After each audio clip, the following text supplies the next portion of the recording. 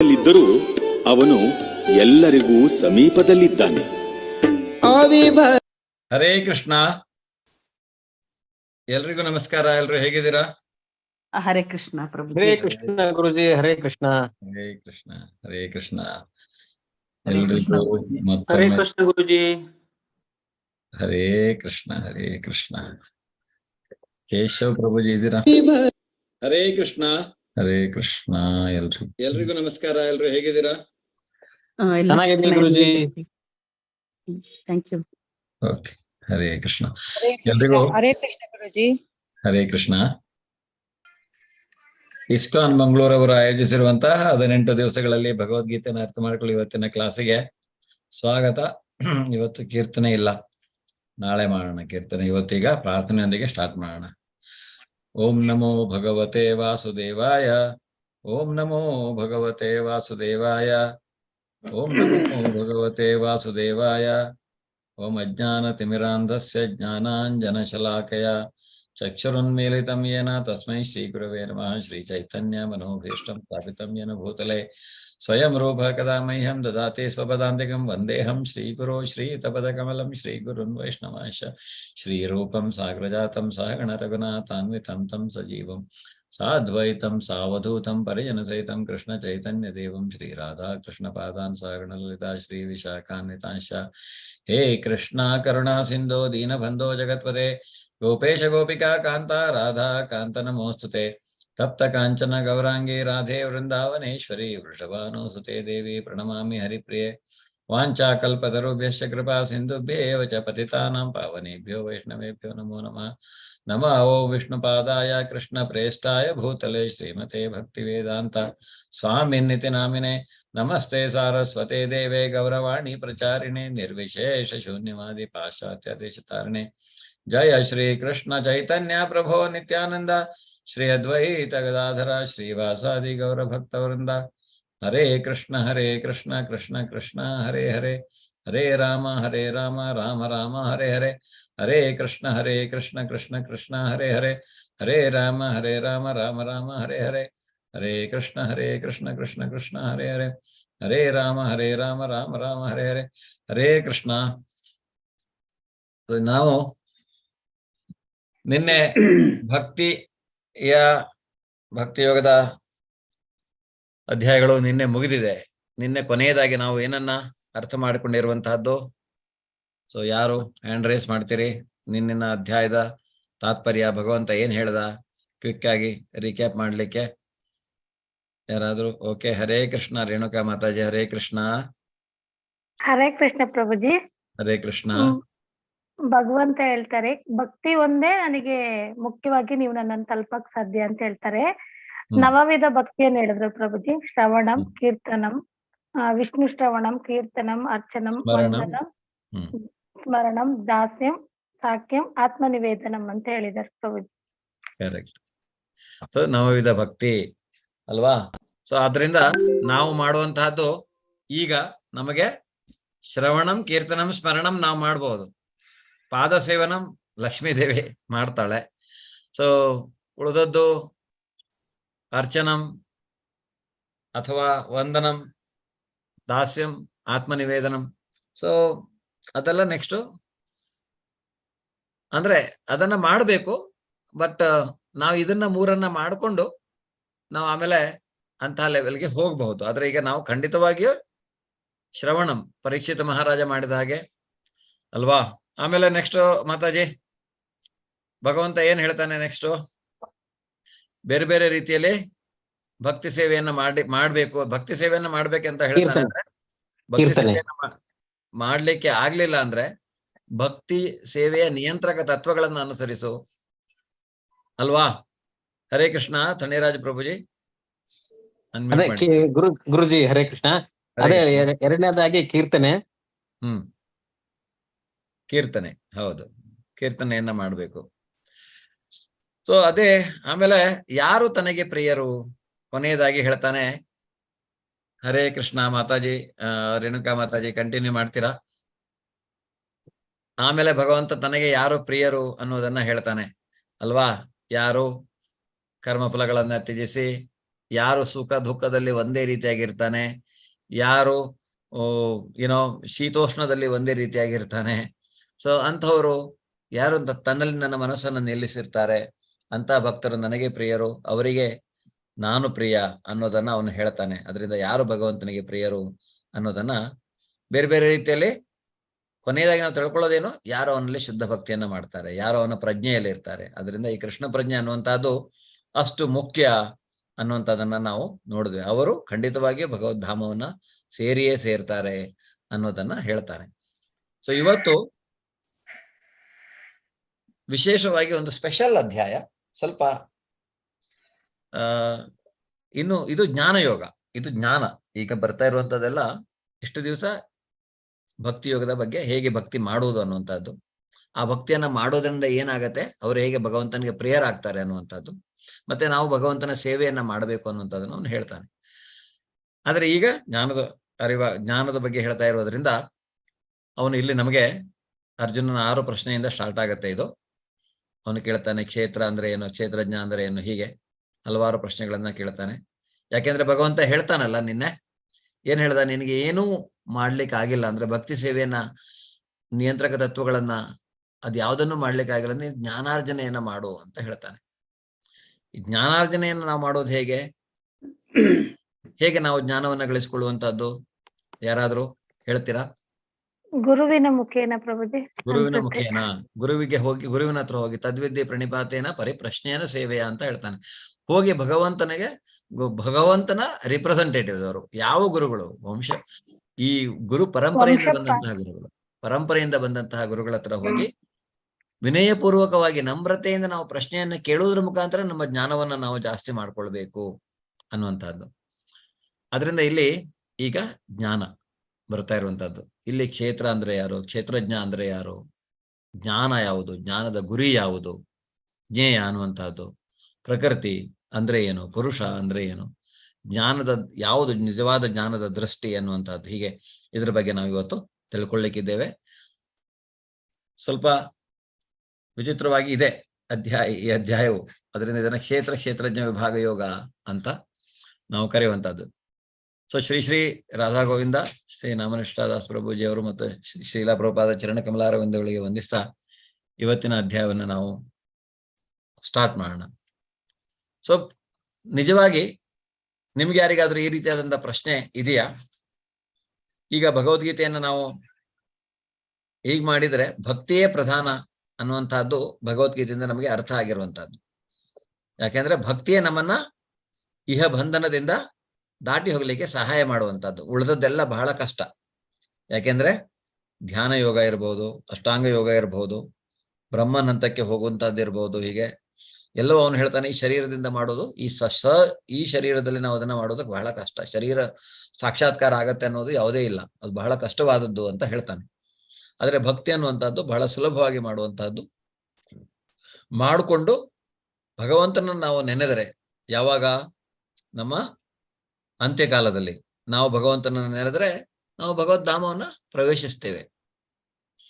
ಅಷ್ಟು ಸುಲಭ. ಆದ್ರೆ ಯಾವ ರೀತಿಯಾಗಿ ಹೇಳ್ತಾನಲ್ಲ, ಹೇಗೆ ಪತ್ರಂ ಪುಷ್ಪಂ ಫಲಂ ತ್ವಮೇವ ಭಕ್ತ್ಯಾ ಪ್ರಯಶತಿ ಅಲ್ವಾ, ಒಂದು ಎಲೆ ಒಂದು ಹೂವು, ಇಷ್ಟು ಅಂದ್ರೆ ಭಕ್ತಿ ಮಾಡಲಿಕ್ಕೆ ನಾವು ಆಡಂಬರದಿಂದ ಮಾಡ್ಬೇಕನ್ನುವಂಥದ್ದಿಲ್ಲ. ನಮ್ಮ ಕೈಯಲ್ಲಿ ಆಗಿಲ್ಲ ಅಂದ್ರೆ, ಆದ್ರೆ ನಮ್ಮಲ್ಲಿ ಆಗತ್ತೆ. ಭಗವಂತ ಅಷ್ಟು ಶಕ್ತಿಯನ್ನು ನಮಗೆ ಕೊಟ್ಟಿದ್ದಾನೆ ಅಂದ್ರೆ ನಾವು ಭಗವಂತನಿಗೂ ಅಷ್ಟೇ ಕೊಡ್ಬೇಕಾಗತ್ತೆ ಅಲ್ವಾ. ಈ ಭಗವಂತನಿಗೆ ಎಲ್ಲ ಬೇಕು ಅಂತ ಅನ್ನುವಂಥದ್ದಲ್ಲ, ಆದ್ರೆ ನಾವು ಭಗವಂತನಿಗೆ ಅಷ್ಟು ಧನ್ಯತಾ ಭಾವ, ಅವನಿಗೆ ಅವನು ಕೊಟ್ಟಿದ್ದಕ್ಕೆ ನೀನು ನನಗೆ ಇಲ್ಲಿ ಎಲ್ಲವನ್ನ ಕೊಟ್ಟಿದ್ದಿಲ್ಲ ಅಂತ ಅವನ ಪ್ರಸಾದವನ್ನ ಅಥವಾ ಯಜ್ಞದ ಶೇಷವನ್ನ ನಾವು ಊಟ ಮಾಡಿದ್ರೆ ಖಂಡಿತವಾಗಿಯೂ ನಾವು ಭಗವದ್ಧಾಮವನ್ನು ಸೇರ್ತೇವೆ. ಅದರಿಂದ ಈ ಎರಡು, ಈಗ ಕೊನೆಯ 6 ಅಧ್ಯಾಯಗಳು ಜ್ಞಾನ ಆದ್ರೆ, ಭಕ್ತಿ ಪ್ರಧಾನವಾಗಿದ್ದರೆ ಯಾಕೆ ಈ ಜ್ಞಾನ ಕೊನೆಯದಾಗಿದೆ ಅನ್ನುವಂಥದ್ದನ್ನ ನಾವು ನೋಡ್ಲಿಕ್ಕೆ ಹೋದ್ರೆ, ಭಗವದ್ಗೀತೆಯಲ್ಲಿ ಹೇಗೆ 1ನೇಯಿಂದ 6 ಅಧ್ಯಾಯ ಕರ್ಮ ಮಾಡುವುದರ ಮುಖಾಂತರ ನಾವು ಹೇಗೆ ಅಂದ್ರೆ ಯಾವುದೇ ರೀತಿ ಅಕರ್ಮ ಅಲ್ವಾ, ನಿಷ್ಕಾಮ ಕರ್ಮದ ಬಗ್ಗೆ ನಾವು ತಿಳ್ಕೊಂಡಿರುವಂತಹದ್ದು. ನಿಷ್ಕಾಮ ಕರ್ಮವನ್ನ ಮಾಡೋದ್ರಿಂದ ಏನಾಗತ್ತೆ, ನಾವು ಭಗವದ್ಧಾಮವನ್ನ ಸೇರಬಹುದು ಅನ್ನುವಂಥದ್ದನ್ನ ಅವನು ಹೇಳ್ತಾನೆ. ಆದ್ರೆ ಜ್ಞಾನದ ಮೂಲಕ ವಿವರಿಸುವಂತಹದ್ದು ಈಗ ನಮಗೆ ಕೊನೆಯ 6 ಅಧ್ಯಾಯಗಳಲ್ಲಿ ನಾವು ಅರ್ಥ ಮಾಡಿಕೊಳ್ಳುವಂತ, ಆದ್ರೆ ಎಲ್ಲವೂ ಕೊನೆಯಲ್ಲಿ ಭಕ್ತಿಗೆ ಬರುವಂತಹದ್ದು. ಜ್ಞಾನಾರ್ಜನೆಯನ್ನ ಮಾಡಿಕೊಂಡು ನಾವು ಹೇಗೆ ಭಗವತ್ ಸಾಕ್ಷಾತ್ಕಾರದ ಕಡೆಗೆ ಹೋಗುವಂತಹದ್ದು ಅಂತ.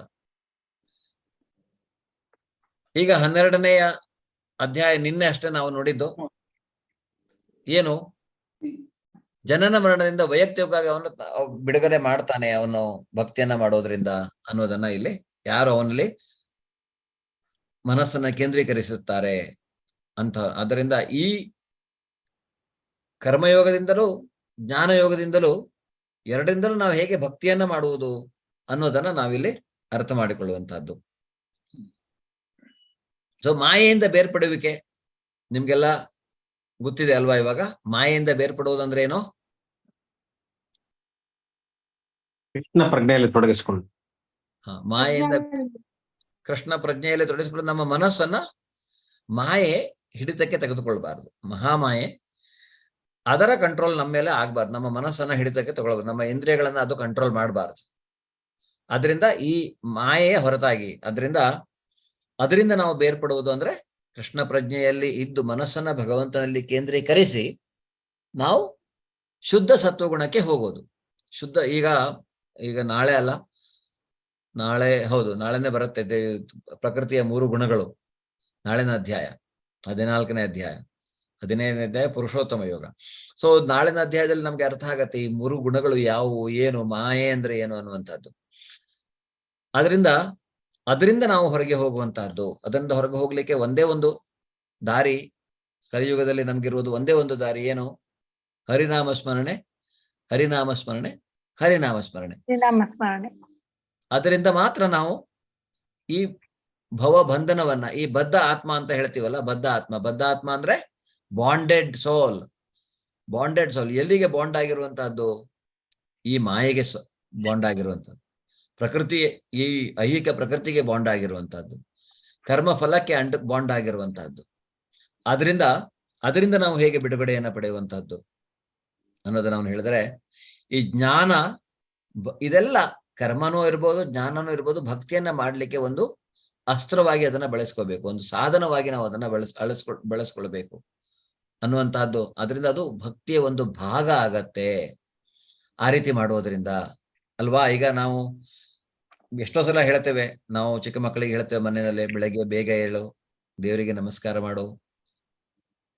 ಆ ರೀತಿಯಾಗಿ ನಾವೊಂದು ಶಿಸ್ತನ್ನ ಪಾಲಿಸ್ಕೊಂಡು ಬರ್ಬೇಕು. ಅಂತ ಶಿಸ್ತು ಮುಖ್ಯ, ಕರ್ಮ ಮುಖ್ಯ. ಆ ರೀತಿಯಾದಂತಹ ಕರ್ಮ ನಿಷ್ಕಾಮ ಕರ್ಮ ಅಂತ ಕರೆಯುವಂತಹದ್ದು. ಅದನ್ನ ಅಲ್ಲಿ ಆ ರೀತಿಯಾದ ಶಿಸ್ತು ಮುಖ್ಯ. ಆ ಕರ್ಮದ ಜೊತೆಗೆ ಯಾಕೆ ನಾನು ಆ ಕರ್ಮ ಮಾಡ್ತಾ ಇದ್ದೇನೆ ಅನ್ನುವಂತಹ ಒಂದು ಜ್ಞಾನ ಅವರ ಹತ್ರ ಇದ್ರೆ ಹೇಗಾಗತ್ತೆ?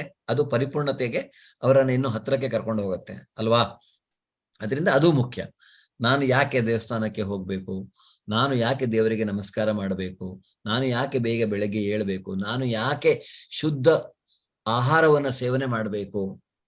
ಎಲ್ಲರೂ ಹೇಳ್ತಾರೆ ಮಾಡ್ಬೇಕು ಆದ್ರೆ ಯಾಕೆ ಮಾಡ್ಬೇಕು ಅಂದ್ರೆ ಎಷ್ಟು ಮುಖ್ಯ. ಅದು ಭಕ್ತಿಗೋಸ್ಕರ ಮಾಡ್ಬೇಕು, ಭಗವಂತನಿಗೋಸ್ಕರ ಮಾಡ್ಬೇಕು ಅನ್ನುವಂತಹ ಒಂದು ಜ್ಞಾನ ನಮ್ಮಲ್ಲಿದ್ದಾಗ ಅದು ಒಂದು ಭಕ್ತಿಯ ಭಾಗವಾಗಿ ಮಾರ್ಪಡತ್ತೆ ಅನ್ನುವಂಥದ್ದನ್ನ ಇಲ್ಲಿ ಹೇಳಲಾಗಿದೆ.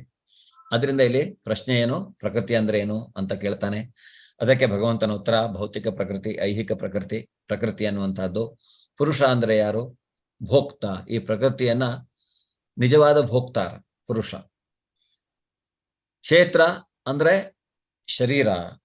ಈ ಶರೀರ, ನಮ್ಮ ಶರೀರ ಏನಿದೆ ಇದು ಒಂದು ಕ್ಷೇತ್ರ. ಯಾರಿಗೆ ಕ್ಷೇತ್ರ ಇದು?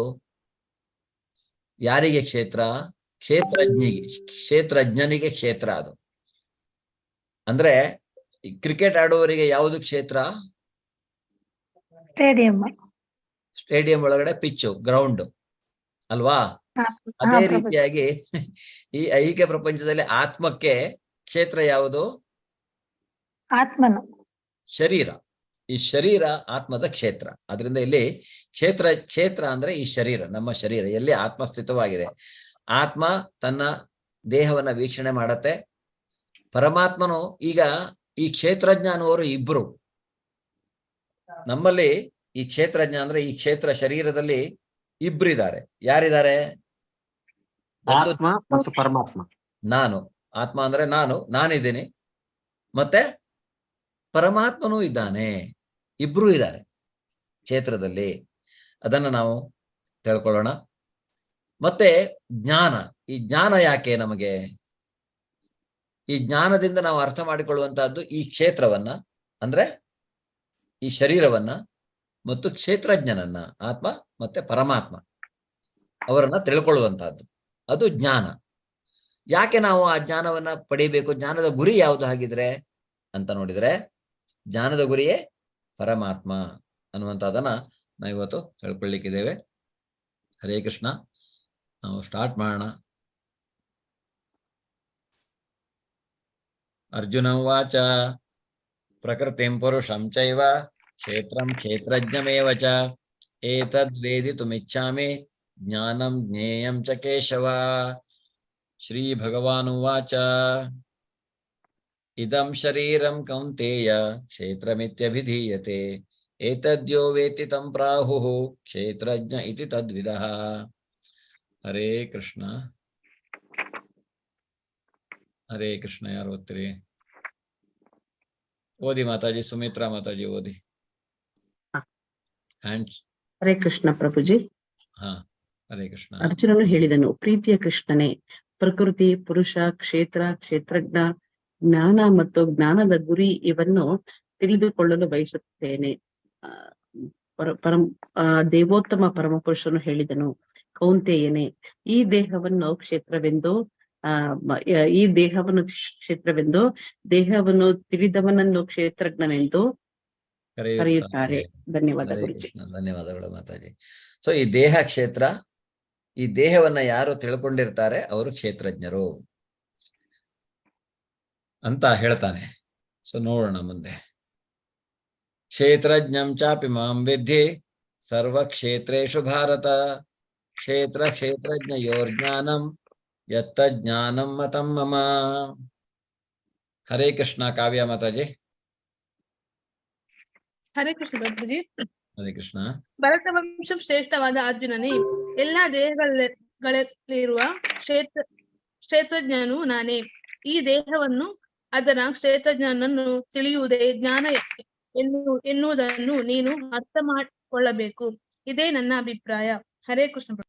ಹರೇ ಕೃಷ್ಣ. ಭಗವಂತ ಏನ್ ಹೇಳ್ತಾ ಇದ್ದಾನೆ? ಎಲ್ಲಾ ದೇಹಗಳಲ್ಲಿರುವ ಕ್ಷೇತ್ರಜ್ಞನು ನಾನೇ. ಈಗ ಪ್ರತಿಯೊಂದು ದೇಹದಲ್ಲಿಯೂ ಇರ್ತಾನೆ. ಪ್ರತಿಯೊಂದು ಜೀವಿಯ ದೇಹದಲ್ಲಿಯೂ ಕ್ಷೇತ್ರಜ್ಞ ಇರುವಂತಹ ಕ್ಷೇತ್ರಜ್ಞ ನಾನು.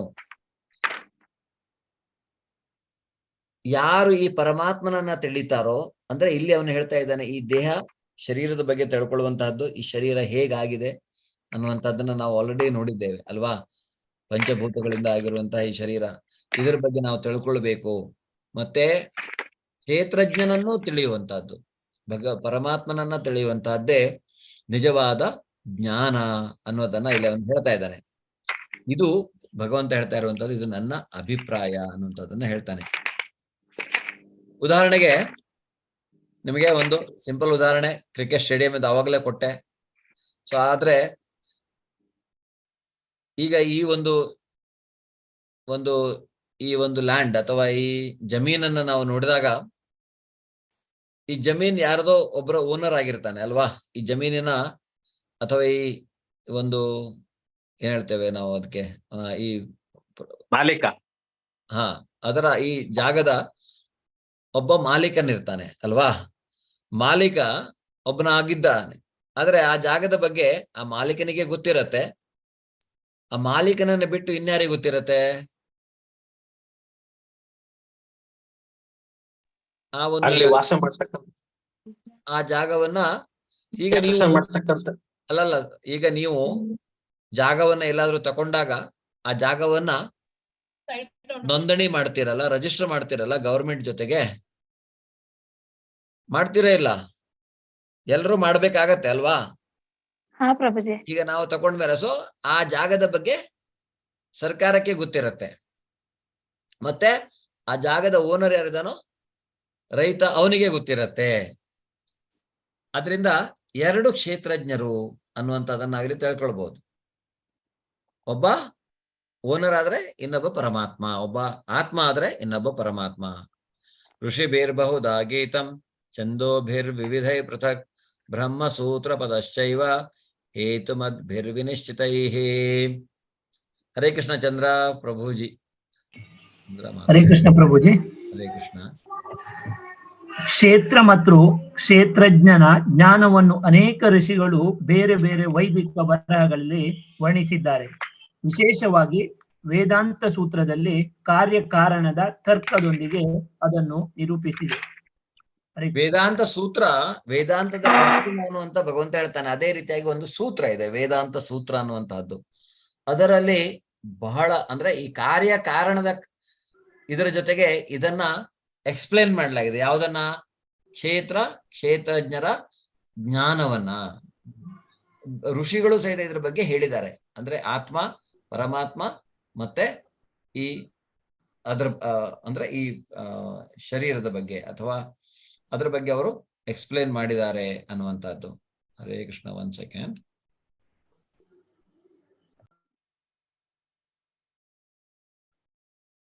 ಅದನ್ನ ವೇದಾಂತ ಸೂತ್ರದಲ್ಲಿ ಹೇಳಲಾಗಿದೆ ಅನ್ನೋದನ್ನ ಇಲ್ಲಿ ಹೇಳ್ತಾನೆ. ಕಾರ್ಯ ಕಾರಣದ ಕರ್ತೃವಿನ ಜೊತೆಗೆ ಅದನ್ನ ಎಕ್ಸ್ಪ್ಲೇನ್ ಮಾಡಲಾಗಿದೆ ಅನ್ನುವಂಥದ್ದು. ಅದರಿಂದ ನಾವು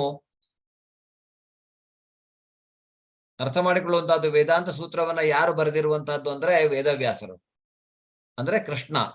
ವ್ಯಾಸರು ಕೃಷ್ಣನ ಅಲ್ವಾ, ವ್ಯಾಸದೇವರು ಅಂತ ಹೇಳ್ತಾನೆ, ಅದು ಕೃಷ್ಣನ ಅವತಾರ ಅನ್ನುವಂಥದ್ದು. ಅದರಿಂದ ವೇದವ್ಯಾಸ ಒಬ್ಬ ಮಹರ್ಷಿ. ವೇದಾಂತ ಸೂತ್ರದಲ್ಲಿ ಅವರು ಎಕ್ಸ್ಪ್ಲೇನ್ ಮಾಡ್ತಾರೆ ಆತ್ಮ ಮತ್ತೆ ಪರಮಾತ್ಮನ ಬಗ್ಗೆ. ಅಹಂ ತ್ವಂ ಚ ತಥಾನ್ವೇ ಅಂತ. ನಾನು ಅಂದ್ರೆ ನಾವು, ನೀವು ಅಂದ್ರೆ ನಾನು ಮತ್ತು ಬೇರೆ ಬೇರೆಯವರು ಅಂತ. ಹಾಗಿದ್ರೆ ನಾನು ಅನ್ನುವಂತಹದ್ದು ಇಲ್ಲಿ ಆತ್ಮ ಅನ್ನುವಂತಹದ್ದು. ಆತ್ಮ ಬೇರೆ, ಪರಮಾತ್ಮ ಬೇರೆ. ಮತ್ತು ಈ ಆತ್ಮ ಅಂದ್ರೆ ಗುಣಗಳು ಪರಮಾತ್ಮನದ್ದೇ ಹೊಂದಿದ್ರೂ ಸಹಿತ ಆತ್ಮ ಒಂದು ಅಣು ಆದ್ರೆ ಪರಮಾತ್ಮ ಅನ್ನುವಂಥವನು ಒಂದು ವಿಭು ಅಥವಾ ಭಗವಂತನ ಬಗ್ಗೆ ನಾವು ಹೇಳಬಹುದು ಅದನ್ನು. ಸೊ ಅದರಿಂದ ಬ್ರಹ್ಮಪುಚ್ಚ ಪ್ರತಿಷ್ಠಾ ಅಂದ್ರೆ ಪರಮಪ್ರಭುವಿನ ಒಂದು ಅಭಿವ್ಯಕ್ತಿಗೆ ಈಗ ನಾವು ನೋಡ್ಲಿಕ್ಕೆ ಹೋದ್ರೆ, ನಮ್ಮ ಶರೀರದ ಬಗ್ಗೆ ತಿಳ್ಕೊಳ್ಲಿಕ್ಕೆ ಹೋದ್ರೆ, ಮುಖ್ಯವಾಗಿ ಶರೀರದಲ್ಲಿ 5 ಕೋಶಗಳು. ಯಾವ ಆ ಕೋಶ ಅಂತ ನಾವು ನೋಡಿದ್ರೆ ಅನ್ನಮಯ ಕೋಶ. ಅನ್ನಮಯ ಕೋಶದಲ್ಲಿ ಈ ಶರೀರದ ಭೌತಿಕ ಇದು ಬೇಕಾಗತ್ತೆ. ಏನು? ಶರೀರವನ್ನ ಆರೋಗ್ಯದಿಂದ ಇಟ್ಕೊಳ್ಳುವಂತಹದ್ದು, ಅದಕ್ಕೆ ಪೋಷಕಾಂಶಗಳು ಏನು ಅವಶ್ಯಕತೆ ಇದೆ, ನಾವು ತಿನ್ಬೇಕು ಆಹಾರಗಳನ್ನ. ಸೊ ಇದು ಅನ್ನಮಯ ಕೋಶ. ಯಾಕೆಂದ್ರೆ ಈಗ ಚಿಕ್ಕ ಮಗುವಿಗೂ ಸಹಿತ ನಾವೇನಾದ್ರೂ ಕೊಟ್ಟ ತಕ್ಷಣ ಏನ್ ಮಾಡತ್ತೆ ಆ ಮಗು? ನಾವೇನಾದ್ರೂ ಚಿಕ್ಕ ಮಗುವಿಗೆ ಇನ್ನು ನಿಂತ್ಕೊಳ್ಲಿಕ್ಕೆ ಆಗ್ತಾ ಇಲ್ಲ, ನಾವೇನಾದ್ರೂ ಫಸ್ಟ್ ಕೈ ಕೊಟ್ರೆ ಏನ್ ಮಾಡುತ್ತೆ? ಅದು ಸೀದಾ ತಗೊಂಡೋಗಿ ಬಾಯಿಗೆ ಹಾಕೊಳ್ಳುತ್ತೆ. ಯಾಕೆಂದ್ರೆ ಈ ಐಹಿಕ ಪ್ರಪಂಚಕ್ಕೆ ಬಂದ ಮೇಲೆ ಮನುಷ್ಯನ ಮುಖ್ಯವಾದ ರಿಕ್ವೈರ್ಮೆಂಟ್ ಒಂದು, ನಾವು ಈ ಅನ್ನಮಯ ಕೋಶ ಅಂದ್ರೆ ಇದಕ್ಕೆ ನಾವು ಶರೀರವನ್ನ ಸರಿಯಾಗಿ ಇಟ್ಕೊಳ್ಳುವಂತಹದ್ದು, ಆಹಾರ ತಿನ್ನುವಂತಹದ್ದು. ಹೆಚ್ಚಿನವರು ಈ ಒಂದು ಅನ್ನಮಯ ಕೋಶದಲ್ಲಿಯೇ ಇರ್ತಾರೆ ಅನ್ನುವಂಥದ್ದು. ಆಮೇಲೆ ಬರುವಂತಹದ್ದು ಪ್ರಾಣಮಯ ಕೋಶ. ಸೊ ನಾವು ಪ್ರಾಣಮಯ ಕೋಶಕ್ಕೆ ಹೋದಾಗ ಆಹಾರದಲ್ಲಿ ನಾವೀಗ ಅನ್ನಮಯ ಕೋಶದಲ್ಲಿ ಏನು ಬದುಕುವುದಕ್ಕೆ ನಮ್ಗೆ ಅನ್ನ ಆಧಾರ ಆಗಿರೋದ್ರಿಂದ ನಾವು ಈ ಅನ್ನಮಯ ಕೋಶ ಅನ್ನುವಂತಹದ್ದು. ಪ್ರಾಣಮಯದಲ್ಲಿ ಪರಮ ಪರಿಪೂರ್ಣ ಸತ್ಯವನ್ನು ಆಹಾರದಲ್ಲಿ ಸಾಕ್ಷಾತ್ಕರಿಸಿಕೊಂಡು ಪರಮ ಸತ್ಯವನ್ನು ಜೀವನ ಲಕ್ಷಣಗಳಲ್ಲಿ ಅಥವಾ ಜೀವ ರೂಪಗಳಲ್ಲಿ ಸಾಕ್ಷಾತ್ಕರಿಸಿಕೊಳ್ಳಬಹುದು. ಅಂದ್ರೆ ಇದು ಪ್ರಾಣಮಯ ಕೋಶದಲ್ಲಿ ಆಗುವಂತಹದ್ದು. ಪರಮ ಸತ್ಯವನ್ನ ಜೀವಿಗಳ ರೂಪದಲ್ಲಿ ಅದನ್ನು ಸಾಕ್ಷಾತ್ಕರಿಸಿಕೊಳ್ಳುವಂತಹದ್ದು. ಸೊ ಇಲ್ಲಿ ನಾನು ಯಾರು ಅನ್ನುವಂತಹ ಒಂದು ಅರ್ಥ ನಮಗೆ ಗೊತ್ತಾಗುವಂತಹದ್ದು. ನಾನು ಯಾರು, ನಾನು ಈ ಶರೀರ ಅಲ್ಲ ಅನ್ನುವಂತಹದ್ದು ನಮಗೆ ಗೊತ್ತಾಗುವಂತಹದ್ದು. ಮನೋಮಯ ಕೋಶ ನೆಕ್ಸ್ಟ್ ಬರುವಂತಹದ್ದು. ಮನೋಮಯ ಕೋಶದಲ್ಲಿ ಅಥವಾ ಜ್ಞಾನಮಯ ಕೋಶ ಅಂತಾನು ಅದನ್ನ ಕರೆಯುವಂತಹದ್ದು. ಸಾಕ್ಷಾತ್ಕಾರದ ಜೀವ ಲಕ್ಷಣ ಅಂದ್ರೆ ನಾನಷ್ಟೇ ಅಲ್ಲ, ನಾನು ಯಾರು ಅನ್ನುವಂಥದ್ದು ನಾನು ಅರ್ಥ ಮಾಡಿಕೊಂಡ ಮೇಲೆ ನನ್ನ ಹೊರಗೆ ಏನಿದೆ, ನಾನು ಯಾಕೆ ಇಲ್ಲಿದ್ದೇನೆ ಅಂದ್ರೆ ಭಗವಂತ ನನ್ನ ಹೊರಗೆ ಏನಿದೆ ಅನ್ನುವಂಥದ್ದು, ಈ ಪ್ರಕೃತಿಯ ಹೊರಗೆ ಅದನ್ನ ನಾವು ಅರ್ಥ ಮಾಡಿಕೊಳ್ಳುವಂತಹದ್ದು ಆಗುವಂತಹದ್ದು ಜ್ಞಾನಮಯ ಕೋಶ ಅಥವಾ ಪ್ರಾಣಮಯ ಕೋಶದಲ್ಲಿ ಆಗತ್ತೆ ಅನ್ನುವಂಥದ್ದು. ಅಲ್ಲ, ಮನೋಮಯ ಕೋಶದಲ್ಲಿ. ಮನೋಮಯ ಕೋಶದಲ್ಲಿ ಅಂದ್ರೆ ಮನಸ್ಸು ಮತ್ತೆ ಬೇರೆ ಭಗವಂತನ ಇನ್ನೂ ಇದಾನೆ ಪರಮ ಸತ್ಯ ಅನ್ನುವಂಥದ್ದನ್ನ ಅರ್ಥ ಮಾಡಿಕೊಳ್ಳುವಂತಹದ್ದು. ಹಾಗೆ ವಿಜ್ಞಾನಮಯ ಕೋಶದಲ್ಲಿ ಇನ್ನೂ ಎತ್ತರಕ್ಕೆ ನಮ್ಮನ್ನು ನಾವು ತೆಗೆದುಕೊಂಡು ಹೋದಾಗ ವಿಜ್ಞಾನಮಯ ಕೋಶದಲ್ಲಿ ಆವಾಗ ಸರಿಯಾಗಿ ನಮಗೆ ಅರ್ಥವಾಗಿ, ಓ ಇವನೇ ಇದ್ದಾನೆ ಪ್ರತಿಯೊಂದು ಸೃಷ್ಟಿಯ ಹೊರಗಡೆ, ಸೃಷ್ಟಿಯ ರಚನೆಯಲ್ಲಿ ಅದರ ಸೃಷ್ಟಿಕರ್ತನಾಗಿ ಭಗವಂತ ಇದ್ದಾನೆ ಅನ್ನುವಂಥದ್ದು ರಿಯಲೈಸೇಷನ್ ನಮಗೆ ಆಗುವಂತಹದ್ದು ವಿಜ್ಞಾನಮಯ ಕೋಶದಲ್ಲಿ. ಯಾವಾಗ ನಾವು ಪರಮಾತ್ಮನನ್ನ ಅರ್ಥ ಮಾಡಿಕೊಂಡು ಪೂರ್ತಿಯಾಗಿ ಅವನಲ್ಲಿ ನಮ್ಮ ಮನಸ್ಸು ಕೇಂದ್ರೀಕೃತವಾಗತ್ತೋ ಆಗಲೇ ನಮಗೆ ಸಿಗುವಂತಹದ್ದು ಆನಂದಮಯ ಕೋಶ. ಈಗ ಹಲವಾರು ಆಚಾರ್ಯರಂತವರು ಮಧ್ವಾಚಾರ್ಯರು ಇರಬಹುದು, ಇವರೆಲ್ಲ ಆನಂದಮಯ ಕೋಶದಲ್ಲಿ ಇರ್ತಾರೆ. ನೀವು ನಮ್ಮ ಜೀವನದ ಸಮಸ್ಯೆಯನ್ನು ನಾವು ಅವ್ರ ಹತ್ರ ತೆಗೆದುಕೊಂಡು ಹೋದಾಗ ಅವರಿಗೆ ನಗು ಬರುತ್ತೆ. ನಮ್ಗೆ ಅಷ್ಟಾಗಿದೆ, ನಮ್ಗೆ ಅಷ್ಟು ತೊಂದರೆ ಆಗಿದೆ, ಇಷ್ಟು ತೊಂದರೆ ಆಗಿದೆ. ಅವರಿಗೆ ಅಂದ್ರೆ ನಗು ಅಂದ್ರೆ ಯಾರನ್ನು ಇದು ಮಾಡಿ ನಗುವುದಲ್ಲ, ಅದು ಅವರು ಸತ್ಯವನ್ನು ಅರಿತಿರುವವರು. ಯಾಕೆಂದ್ರೆ ಈ ಪ್ರಪಂಚ ಅನ್ನುವುದೇ ದುಃಖಾಲಯ, ಅಶಾಶ್ವತ. ಇಲ್ಲಿ ನಾವು ಅದರಿಂದ ನಮ್ಮನ್ನ ನಾವು ಈ ಪ್ರಾಣಮಯ, ಮನೋಮಯ ಅಥವಾ ಜ್ಞಾನಮಯ, ಆಮೇಲೆ ವಿಜ್ಞಾನಮಯ ಅಂದ್ರೆ ಪೂರ್ತಿಯಾಗಿ ಪರಮಾತ್ಮನ ಜೊತೆಗೆ ಆತ್ಮ ಪರಮಾತ್ಮರ ಸಮ್ಮಿಳನ, ಆಮೇಲೆ ಅದು ಭಗವಂತನ ಜೊತೆಗೆ ಸಂಬಂಧ, ಅದು ಮನೋಮಯ ಅಂದ್ರೆ ಆನಂದಮಯ. ಅಲ್ಲಿ ನಿಜವಾದ ನಮಗೆ ಆತ್ಮದ ಒರಿಜಿನಲ್ ರೂಪ ಏನಿದೆ, ಸತ್ ಚಿತ್ ಆನಂದ, ಅದನ್ನ ಆತ್ಮ ಪಡೆದುಕೊಳ್ಳತ್ತೆ ಅನ್ನುವಂತಹದ್ದು. ಸೊ ಇದು ಈ 5 ಕೋಶಗಳಿಂದ ಈ ಶರೀರ ಅನ್ನುವಂತಹದ್ದು ಆಗತ್ತೆ ಅನ್ನುವಂಥದ್ದನ್ನು ನಾವು ನೋಡ್ಬಹುದು. ಯಾಕೆಂದ್ರೆ ಇದು ಯಾವಾಗ ಒಂದೊಂದೇ ಕೋಶಕ್ಕೆ ನಾವು ನಮ್ಮನ್ನ ಏರಿಸಿಕೊಳ್ಳುವಂತಹದ್ದು ಆ ರೀತಿಯಾದಂತಹ ಆಲೋಚನೆ ಮಾಡೋದು, ನಮ್ಮ ಮನಸ್ಸನ್ನ ಮಾಡಿಕೊಂಡು ಜ್ಞಾನವನ್ನ ವೃದ್ಧಿ ಮಾಡಿಕೊಂಡು ಭಗವಂತನ ನಮ್ಮ ಮನಸ್ಸನ್ನ ಇಟ್ಕೊಂಡ್ರೆ ಆಟೋಮ್ಯಾಟಿಕಲಿ ಇಂತಹ ಜ್ಞಾನಗಳು ನಮಗೆ ಬರ್ತಾ ಹೋಗುವಂಥದ್ದು. ಇದು ಆನಂದಮಯ, ಇದು ಸಂಪೂರ್ಣ ಆನಂದಮಯ ಸ್ವಭಾವದ ಸಾಕ್ಷಾತ್ಕಾರ ಇದು ಅನ್ನುವಂಥದ್ದನ್ನ ನಾವು ತಿಳ್ಕೊಳ್ಬಹುದು. ಆದ್ರಿಂದ ಬ್ರಹ್ಮನ್ ಸಾಕ್ಷಾತ್ಕಾರದಲ್ಲಿ ಈ 5 ಹಂತಗಳು. ಬ್ರಹ್ಮನ್ ಸಾಕ್ಷಾತ್ಕಾರ ಅಂದ್ರೆ ಭಗವಂತನ ನಿರಾಕಾರ ರೂಪ, ಬ್ರಹ್ಮನ್ ಸಾಕ್ಷಾತ್ಕಾರ. ಈ 5 ಹಂತಗಳಲ್ಲಿ ನಾವು ಬ್ರಹ್ಮನ್, ಆತ್ಮ ಪರಮಾತ್ಮ, ಈ ಪರಮಾತ್ಮ ಅನ್ನುವಂಥದ್ದು ಭಗವಂತನ ಅವ್ಯಕ್ತ, ಅವನು ಪೂರ್ತಿಯಾಗಿ ಕಾಣಿಸ್ಕೊಳ್ಳೋದಿಲ್ಲ. ನಿಜವಾಗಿ ನಾವು ಪೂರ್ತಿಯಾಗಿ ನೋಡುವಂತಹದ್ದು ಶ್ರೀಕೃಷ್ಣನನ್ನ, ಭಗವಂತನನ್ನ ಮಾತ್ರ. ಆದರೆ ಆತ್ಮ ಪರಮಾತ್ಮನ ಜೊತೆಗೆ ತನ್ನ ಸಂಪರ್ಕವನ್ನ ಮಾಡಿಕೊಂಡು ಅದು ಭಕ್ತಿಯನ್ನ ಮಾಡೋದ್ರಿಂದ ಬರುತ್ತೆ. ಅದರಿಂದ ವೇದಾಂತ ಸೂತ್ರ ಏನ್ ಹೇಳುತ್ತೆ ಅಂದ್ರೆ, ಈ ಆನಂದಮಯ ಅಭ್ಯಾಸ ಅಂದ್ರೆ ದೇವೋತ್ತಮ ಪರಮಪುರುಷನ ಸ್ವಭಾವತಃ ಆನಂದಮಯ. ಅವನು ಈ ದೇವೋತ್ತಮ ಪರಮಪುರುಷ ಭಗವಂತ ಸ್ವಭಾವತಃ ಆನಂದಮಯ, ಯಾವಾಗಲೂ ಆನಂದದಿಂದ ಇರುವನು, ಸಚ್ಚಿತ್ ಆನಂದ ಅನ್ನುವಂಥದ್ದು.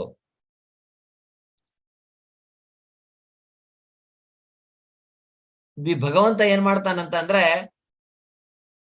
ಅವನ ದಿವ್ಯಾನಂದವನ್ನ ಅನುಭವಿಸ್ಲಿಕ್ಕೋಸ್ಕರ ಅವನು ವಿಜ್ಞಾನಮಯ, ಪ್ರಾಣಮಯ, ಜ್ಞಾನಮಯ ಮತ್ತು ಅನ್ನಮಯಗಳಿಗೆ ತನ್ನನ್ನು ತಾನು ವಿಸ್ತರಿಸಿಕೊಳ್ತಾನೆ. ಅದರಿಂದ ಈ ಕಾರ್ಯಕ್ಷೇತ್ರದಲ್ಲಿ ನಾವು ನೋಡ್ಲಿಕ್ಕೆ ಹೋದಾಗ ಜೀವಿ ಇದೆಲ್ಲವನ್ನ ಅನುಭವಿಸುವವನು ಅಂತ. ಮಹಾಭೂತಾನ್ಯಹಂಕಾರೋ ಬುದ್ಧಿರವ್ಯಕ್ತಮೇವ ಚ ಇಂದ್ರಿಯಾಣಿ ದಶೈಕಂಚ ಪಂಚಚೇಂದ್ರಿಯ ಗೋಚರಾಃ ಇಚ್ಛಾ ದ್ವೇಷ ಸುಖಂ ದುಃಖಂ ಸಂಘಾತಶ್ಚೇತನಾ ಧೃತಿಃ ಏತತ್ಯೇತ್ರಂ ಸಮಾಸೇನ ಸವಿಕಾರಮುದಾರಿತಂ. ಹರೇ ಕೃಷ್ಣ. ಲತಾ ಮಾತಾಜಿ ಹರೇ ಕೃಷ್ಣ.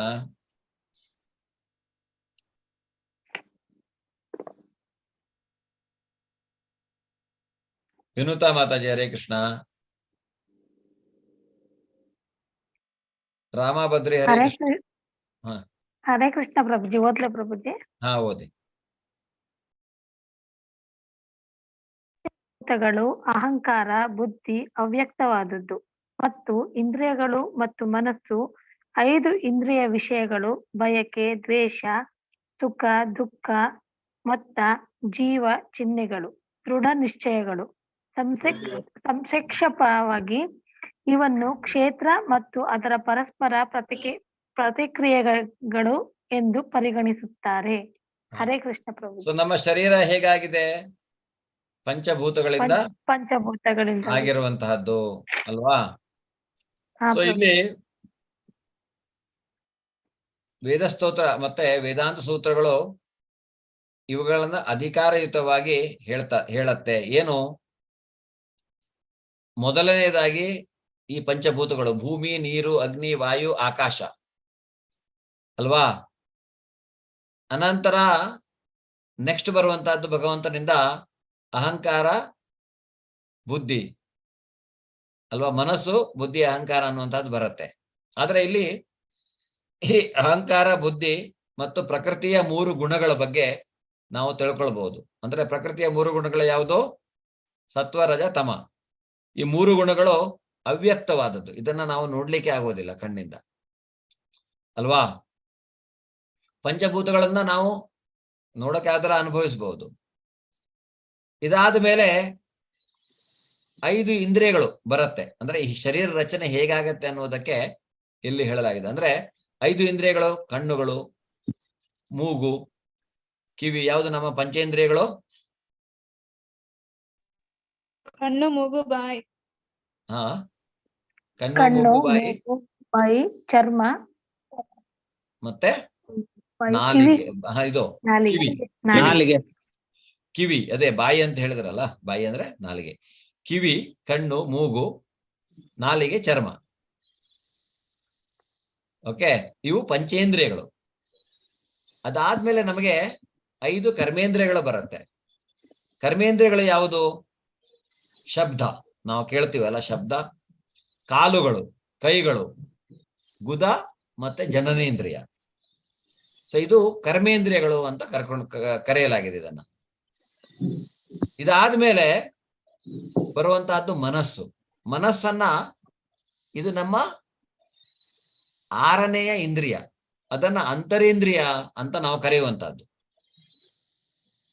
ಆದ್ದರಿಂದ ಮನಸ್ಸು ಸೇರಿ ಒಟ್ಟು ನಮಗೆ 11 ಇಂದ್ರಿಯಗಳು. ಒಂದು ಪಂಚೇಂದ್ರಿಯಗಳು ನಮ್ದು, ಮತ್ತೆ ಕರ್ಮೇಂದ್ರಿಯಗಳು, ಮತ್ತೆ ಮನಸ್ಸು. ಸೊ ಒಟ್ಟು ಸೇರಿ 11 ಇಂದ್ರಿಯಗಳು ನಮಗೆ ಇರುವಂತಹದ್ದು. ಇಂದ್ರಿಯ ವಸ್ತುಗಳು ಬರುತ್ತೆ 5. ಯಾವುದು ಇಂದ್ರಿಯ ವಸ್ತುಗಳು? ಉದಾಹರಣೆಗೆ ಮೂಗಿನಿಂದ ನಾವೇನ್ ಮಾಡ್ತೇವೆ?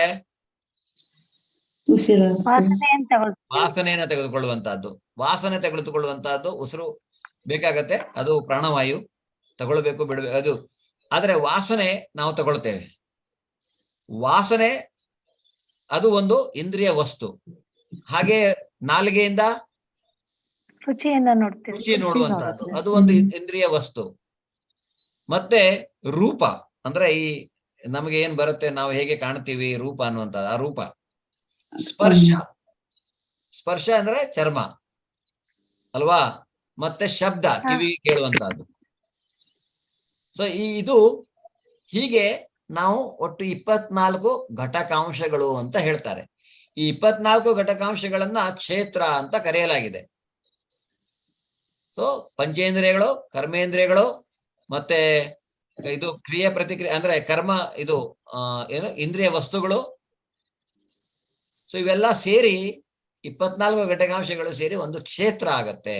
ಅಂದ್ರೆ ಆತ್ಮಕ್ಕೆ ಇರ್ಲಿಕ್ಕೆ ಜಾಗ, ಅಥವಾ ಪರಮಾತ್ಮನು ಅಲ್ಲಿ ಬಂದಿರ್ಲಿಕ್ಕೆ ಅದು ಜಾಗ ಅಂತ, ಆ ರೀತಿಯಾಗಿ ಆಗತ್ತೆ ಅನ್ನುವಂಥದ್ದು.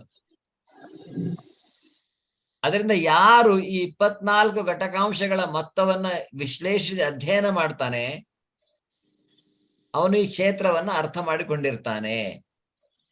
ಆದ್ರಿಂದ ಅವನು ಕ್ಷೇತ್ರನಾಗ್ತಾನೆ. ಅದರಿಂದ ಇಲ್ಲಿ ನಾವು ನೋಡುವುದಂತ ಏನಂದ್ರೆ, ಈ ಕ್ಷೇತ್ರ ಅರ್ಥ ಆಗ್ಬೇಕಂದ್ರೆ 24 ಘಟಕಾಂಶಗಳನ್ನ ನಾವು ಸ್ಟಡಿ ಮಾಡಬೇಕು ಅನ್ನುವಂಥದ್ದು. ಆಮೇಲೆ ನಮಗೆ ಬರುತ್ತೆ ಬಯಕೆ, ದ್ವೇಷ, ಸುಖ ಮತ್ತೆ ದುಃಖ. ಇವನ್ನ ನಾವು ಕ್ರಿಯೆ ಪ್ರತಿಕ್ರಿಯೆಗಳು ಅನ್ನುವಂಥದ್ದು. ಈಗ ಬಯಕೆ ಅನ್ನುವಂಥದ್ದು ಅಲ್ವಾ ಕ್ರಿಯೆ. ಏನೋ ಒಂದು ಮಾಡ್ತೇವೆ, ಅದರಿಂದ ಆಸೆ ಆಗತ್ತೆ, ಅದು ಅದನ್ನ ಮಾಡ್ತೇವೆ, ಕ್ರಿಯೆ ಪ್ರತಿಕ್ರಿಯೆ.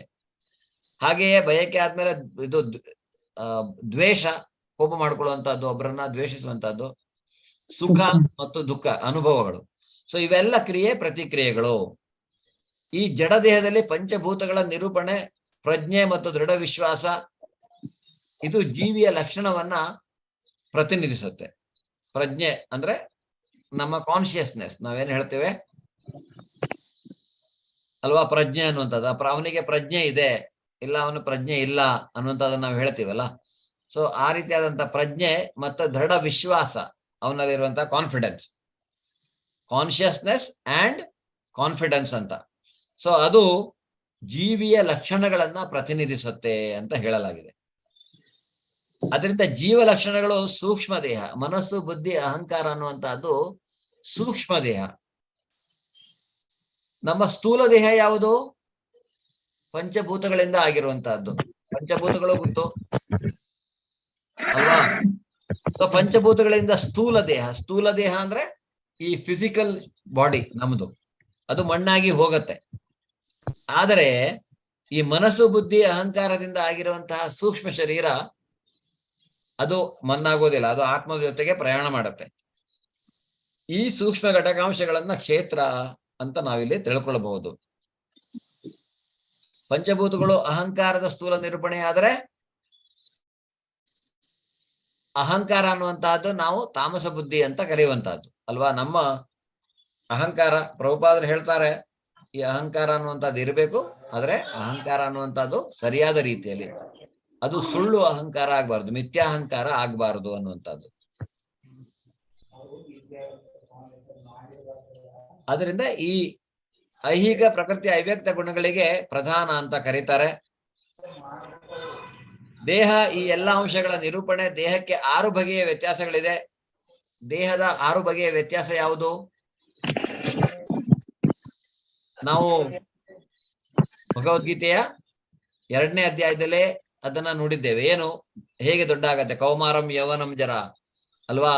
ಅಂದ್ರೆ ಅದು ದೇಹ ಏನಾಗತ್ತೆ, ದೇಹ ಹುಟ್ಟತ್ತೆ, ದೇಹ ಬೆಳೆಯತ್ತೆ, ದೇಹ ಉಳಿಯತ್ತೆ, ಅಥವಾ ದೇಹ ಉತ್ಪತ್ತಿಗಳನ್ನ ಮಾಡತ್ತೆ, ಅಂದ್ರೆ ರೀಪ್ರೊಡಕ್ಷನ್ ನಾವೇನ್ ಹೇಳ್ತೇವೆ ಅದನ್ನ ಮಾಡತ್ತೆ. ಆಮೇಲೆ ನಿಧಾನವಾಗಿ ದೇಹ ಚಿಕ್ಕದಾಗ್ತಾ ಹೋಗುತ್ತೆ, ಕ್ಷಯಿಸತ್ತೆ, ಮತ್ತೆ ಕಟ್ಟಕಡೆಯಲ್ಲಿ ದೇಹ ಮಾಯವಾಗತ್ತೆ, ಅಂದ್ರೆ ಪಂಚಭೂತಗಳಲ್ಲಿ ಅದು ಮಿಕ್ಸ್ ಆಗತ್ತೆ. ಅದರಿಂದ ಕ್ಷೇತ್ರ ಅನ್ನುವಂತಹದ್ದು ನೈತಿಕವಾದ ಭೌತಿಕ ವಸ್ತು. ನಮ್ಮ ಶರೀರ ಅನ್ನುವಂತಹದ್ದು ಅನಿತ್ಯವಾದಂತಹ, ಅನೈತಿಕ ಅಲ್ಲ, ಕ್ಷಮೆ ಇರಲಿ, ಅನಿತ್ಯವಾದ, ನಿತ್ಯ ಶಾಶ್ವತವಾದಂತಹದ್ದಲ್ಲ. ಇದೊಂದು ಕ್ಷೇತ್ರ ಅನ್ನುವಂತಹದ್ದು ಶಾಶ್ವತವಾದಂತಹ ಭೌತಿಕ ವಸ್ತು. ಈ ಟೇಬಲ್, ಕುರ್ಚಿ ಹೇಗೋ ಹಾಗೆ ಈ ಶರೀರ. ಆದರೆ ಅದರ ಒಡೆಯನಾದ ಕ್ಷೇತ್ರಜ್ಞ ಅದರಿಂದ ಬೇರೆ. ಅದರಿಂದ ನಾವು ಹೇಳ್ತೇವಲ್ಲ, ನಾವು ಮುಖ್ಯವಾಗಿ ಅರ್ಥ ಮಾಡ್ಕೊಳ್ಳುವಂತದ್ದೇನು, ಆತ್ಮನೇ ಬೇರೆ, ಶರೀರನೇ ಬೇರೆ. ನಾವೆಲ್ಲ ಯಾರು? ನಾವೆಲ್ಲ ಶರೀರ ಅಲ್ಲ. ಹಾಗಾದ್ರೆ ನಾವೆಲ್ಲ ಯಾರು? ಆತ್ಮ. ಆತ್ಮ ಅನ್ನುವಂಥದ್ದನ್ನ ನಾವಿಲ್ಲಿ ತಿಳ್ಕೊಂಡಿರುವಂತಹದ್ದು.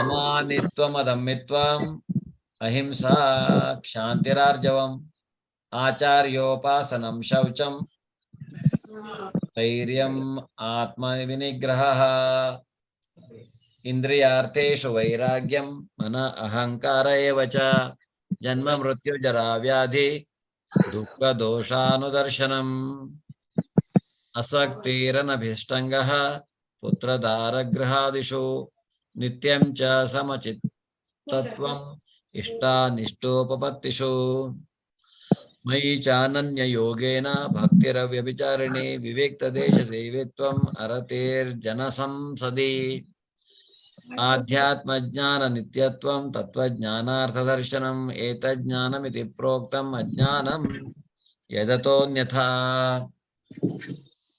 ಹರೇ ಕೃಷ್ಣ. ಯಾರು ಓದಿಲ್ಲ ಈಗ? ಹರೇ ಕೃಷ್ಣ ಗುರುಜಿ. ಓದಿ ಮಾತಾಜಿ. ಗುರುಜಿ. ಓದಿ ಮಾತಾಜಿ. ಯಾರು ಓದಿ ನಿಮ್ದು ವಾಯ್ಸ್ ಸರಿಯಾಗಿಲ್ಲ, ಬೇರೆಯವರು ಓದಿ ಆಮೇಲೆ. ಹರೇ ಕೃಷ್ಣ ಗುರುಜಿ. ಅನಿತಾ ಮಾತಾಜಿ ಓದಿ.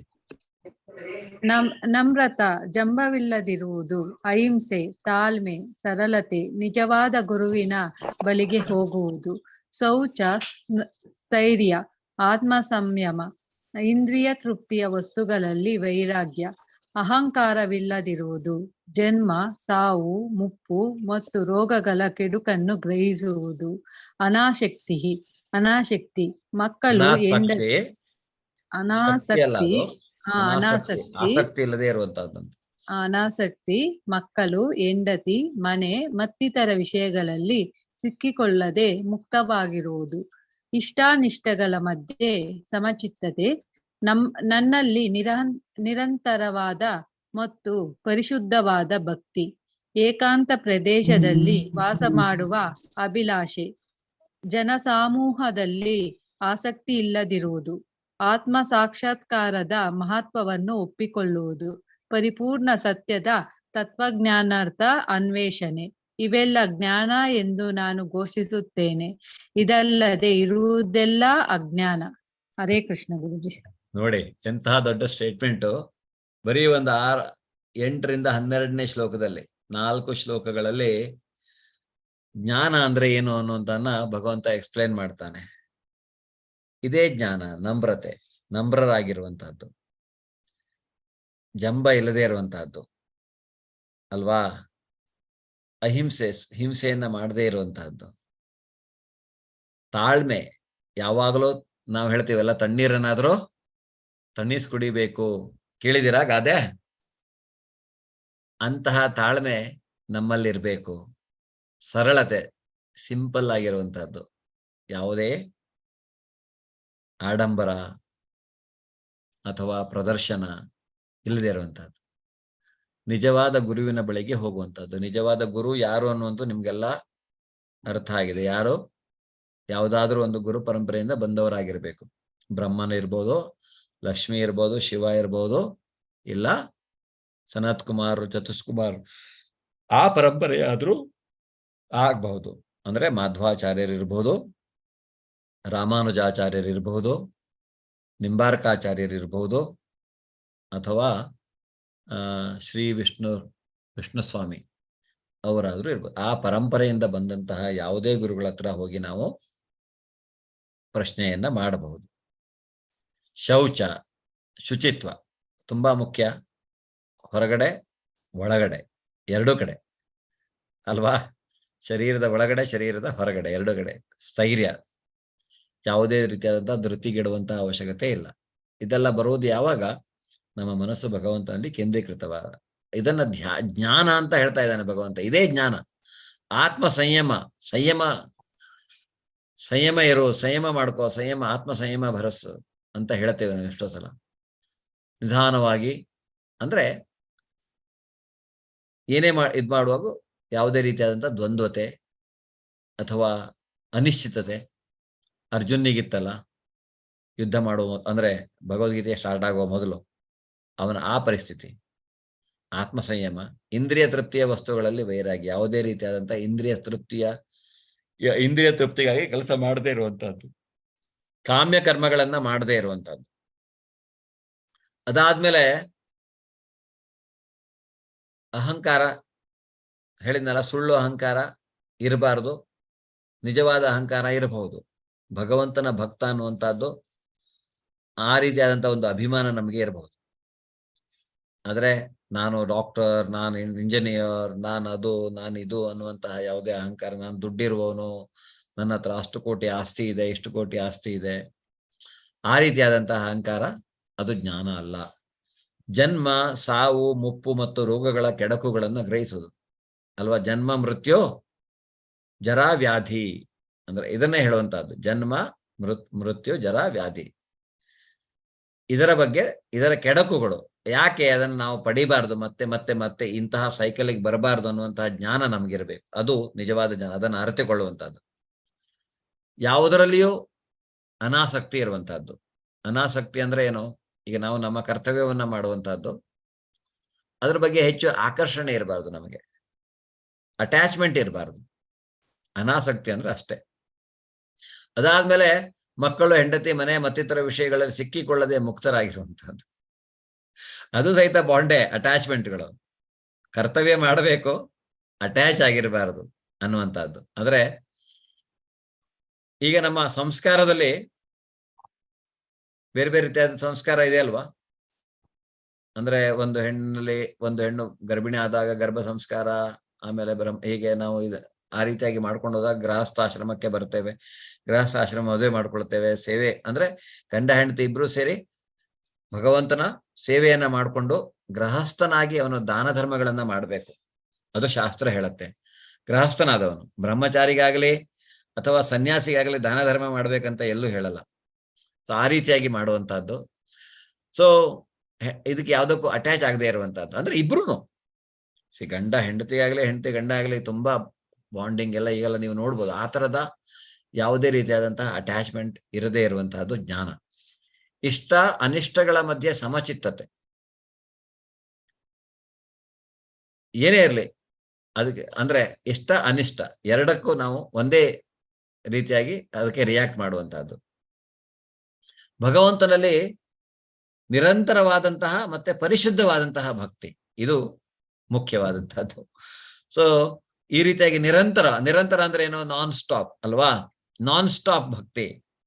ನಿರಂತರ ಅಂದ್ರೆ ಅದು ನಿಜವಾದ ಅರ್ಥ. ನಾನ್ ಸ್ಟಾಪ್ ಅಂದ್ರೆ ಏನು? ಕ್ಷಣ ಕ್ಷಣಕ್ಕೂ ನಾವು ಅವನನ್ನ ಧ್ಯಾನಿಸ್ತಾ ಇರುವಂತಹದ್ದು.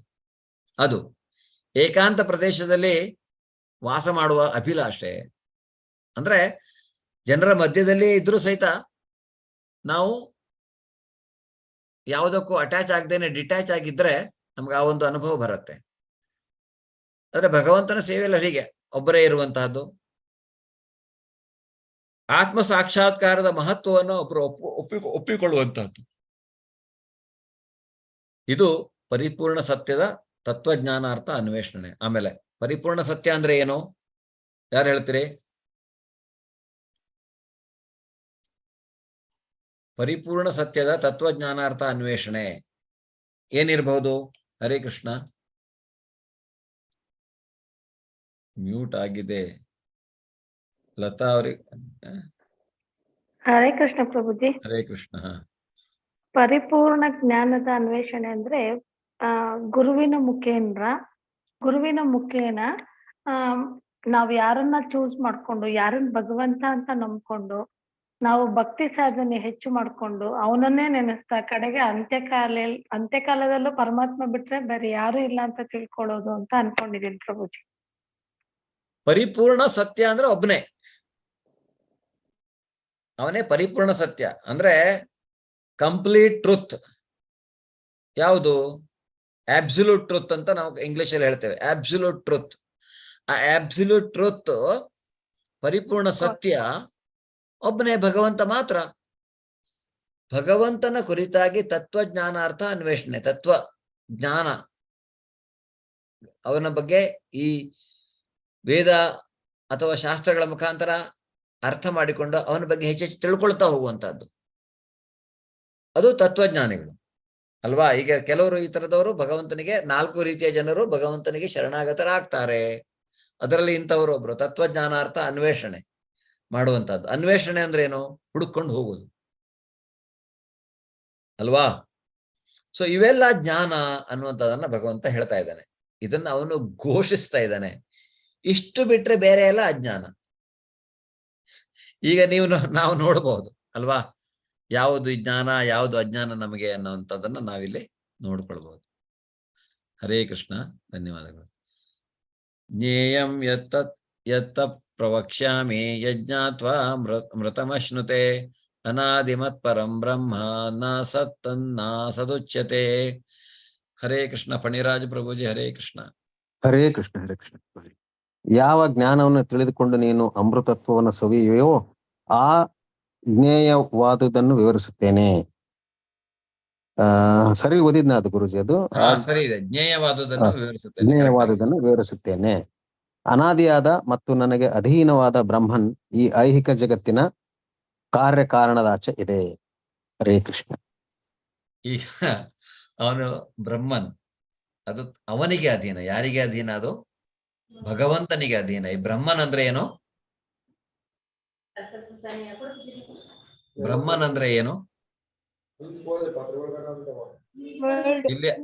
ಹಾ, ಬ್ರಹ್ಮನ್ ಏನು? ಕಾವ್ಯ ಮಾತಾಜಿ ಯಾರು ಹೇಳ್ತೀರಿ? ಅಥವಾ ಯಾರು ಹೇಳ್ತೀರಿ? ಈಗ ಯಾರು ಹೇಳಿದ್ರಲ್ಲ ಬ್ರಹ್ಮನ್. ಇಲ್ಲಿ ಅವನು ಹೇಳ್ತಾನೆ, ಯಾವ ಜ್ಞಾನವನ್ನ ತಿಳಿದುಕೊಂಡು ನೀನು ಅಮೃತ ತತ್ವವನ್ನು ಸವಿಯುವೆಯೋ ಆ ಜ್ಞೇಯವಾದನ್ನ ವಿವರಿಸ್ತೇನೆ. ಆ ಜ್ಞೇಯ ಅಂದ್ರೆ ಅದು, ಜ್ಞೇಯ ಅಂದ್ರೆ ಏನ್ ಹೇಳಿ? ಜ್ಞೇಯ ಅಂದ್ರೆ ದೇಹ ಅಂದ್ರೆ ದೇಹ ಉದ್ದೇಶ ಪ್ರಭುಜಿ. ಜ್ಞೇಯ ಅಂದ್ರೆ ಜ್ಞಾನದ ಗುರಿ, ಉದ್ದೇಶ. ನೀವು ಹೇಳ್ಬೋದು ಏನಾದ್ರು, ಜ್ಞಾನದ ಗುರಿಯೇ ಜ್ಞೇಯ. ಆದ್ರಿಂದ ಅವನಲ್ಲಿ ಹೇಳ್ತಾ ಇದ್ದಾನೆ ಏನು? ಆ ಜ್ಞೇಯವನ್ನ ನಾನು ಇಲ್ಲಿ ಹೇಳ್ತಾ ಇದ್ದೇನೆ, ವಿವರಿಸ್ತಾ ಇದ್ದೇನೆ ನಿನಗೆ. ಮತ್ತವನು ಹೇಳ್ತಾನೆ ಬ್ರಹ್ಮನ್, ಈ ಐಹಿಕ ಜಗತ್ತಿನ ಕಾರ್ಯಕಾರಣದ ನನಗೆ ಅಧೀನವಾದ ಬ್ರಹ್ಮನ್. ಬ್ರಹ್ಮನ್ ಅಂದ್ರೆ ಬ್ರಹ್ಮ ಜ್ಯೋತಿ.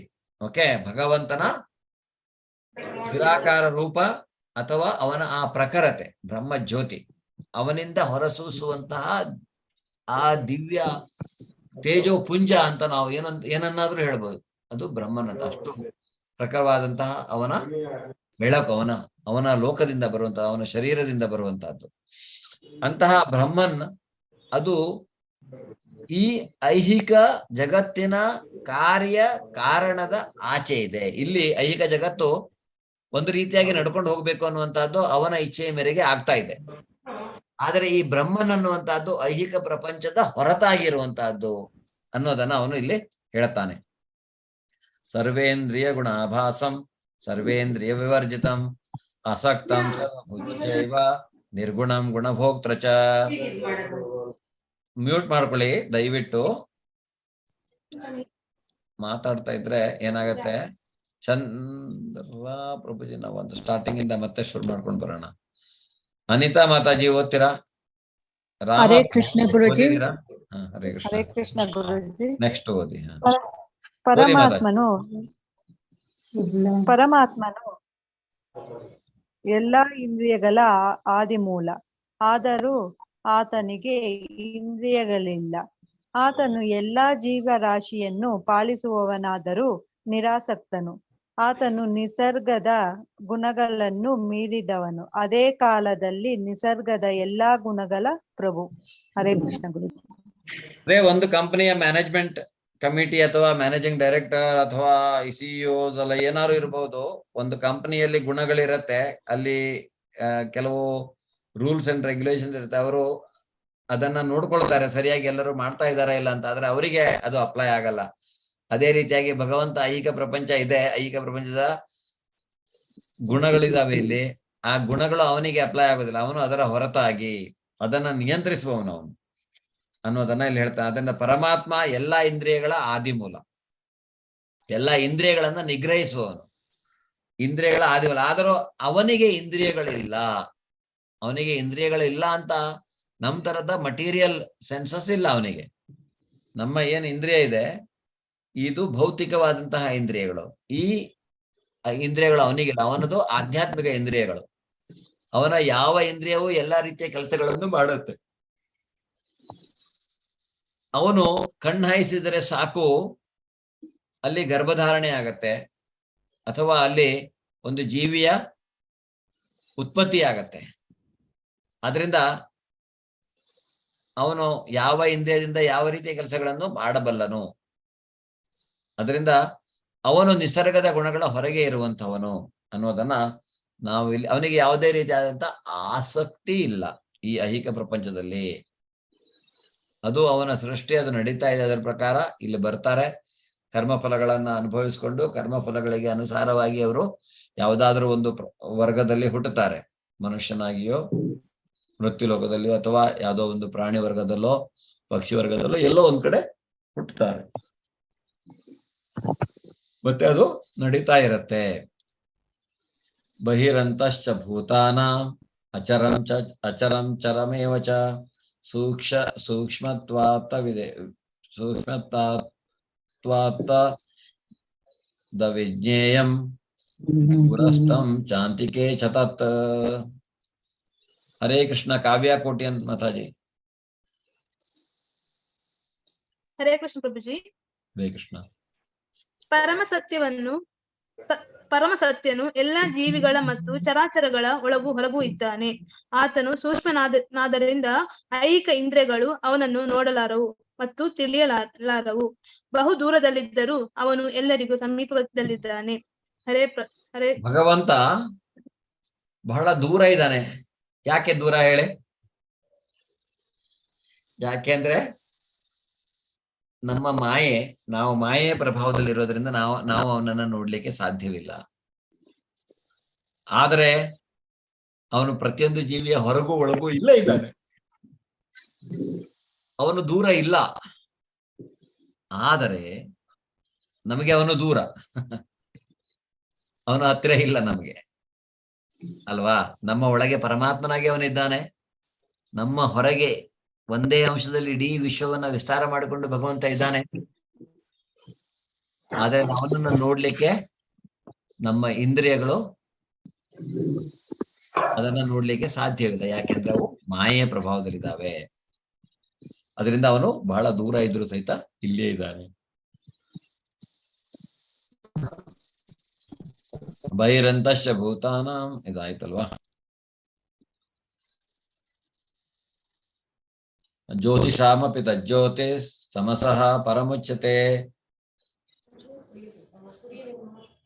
ಜ್ಞಾನಂ ಜ್ಞೇಯಂ ಜ್ಞಾನಗಮ್ಯಂ ಪ್ರತಿ ಸರ್ವಸ್ಯ ವಿಷ್ಠಿತಂ. ಹರೇ ಕೃಷ್ಣ. ಅನೀತಾ ಆಯ್ತು ಮಾತಾಜಿ. ವಿನುತಾ ಮಾತಾಜಿ. ಹರೇ ಕೃಷ್ಣ. ಹರೇ ಕೃಷ್ಣ ಗುರುಜಿ. ಹರೇ ಕೃಷ್ಣ. ಆತನು ಎಲ್ಲಾ ಪ್ರಕಾಶಮಾನ ವಸ್ತುಗಳ ಬೆಳಕಿನ ಮೂಲ. ಆತನು ಜಡ ವಸ್ತುವಿನ ತಮಸ್ಸಿನಾಚೆ ಇದ್ದಾನೆ ಮತ್ತು ಅವನು ಅವ್ಯಕ್ತನು. ಅವನು ಜ್ಞಾನದ ವಸ್ತು ಮತ್ತು ಜ್ಞಾನದ ಗುರಿ. ಅವನು ಎಲ್ಲರ ಹೃದಯಗಳಲ್ಲಿ ಪ್ರತಿಷ್ಠಿತನಾಗಿದ್ದಾನೆ. ಹರೇ ಕೃಷ್ಣ ಗುರುಜಿ. ಹರೇ ಕೃಷ್ಣ. ನೋಡ್ಬೋದು ನೀವು ಇಲ್ಲಿ ಕೃಷ್ಣ ಕೃಷ್ಣ ಹೇಗೆ ಅವನ ಇದು ಬೆಳಕು ಅಂತ ಅಂದ್ರೆ ಪ್ರಕಾಶಮಾನ ವಸ್ತುಗಳ ಬೆಳಕಿನ ಮೂಲ, ಆ ಸೋರ್ಸ್, ಆ ಬೆಳಕೇನು ಬರುತ್ತೆ, ಯಾವುದು ಪ್ರಕಾಶಮಾನವಾಗಿದೆ. ಸೂರ್ಯ ಚಂದ್ರರೇ ಇರಬಹುದು. ಸೂರ್ಯ ಚಂದ್ರರ ಬೆಳಕಿನ ಮೂಲನೂ ಅವನೇ. ಜಡ ವಸ್ತುವಿನ ತಮಸ್ಸಿನ ಆಚೆ ಇದ್ದಾನೆ ಅನ್ನುವಂಥದ್ದನ್ನ ಹೇಳುತ್ತೆ. ಅವನು ಈ ಜಡ ವಸ್ತುವಿನ ಅಥವಾ ಈ ಐಹಿಕ ಪ್ರಪಂಚದ ಈ ಜಡ ವಸ್ತು ಅಂದ್ರೆ ತಮೋ ಗುಣಕ್ಕೆ ಹೋಲಿಸಲಾಗಿದೆ. ಅದರಿಂದ ತಮಸ್ಸಿನ ಆಚೆ ಅವನಿದ್ದಾನೆ.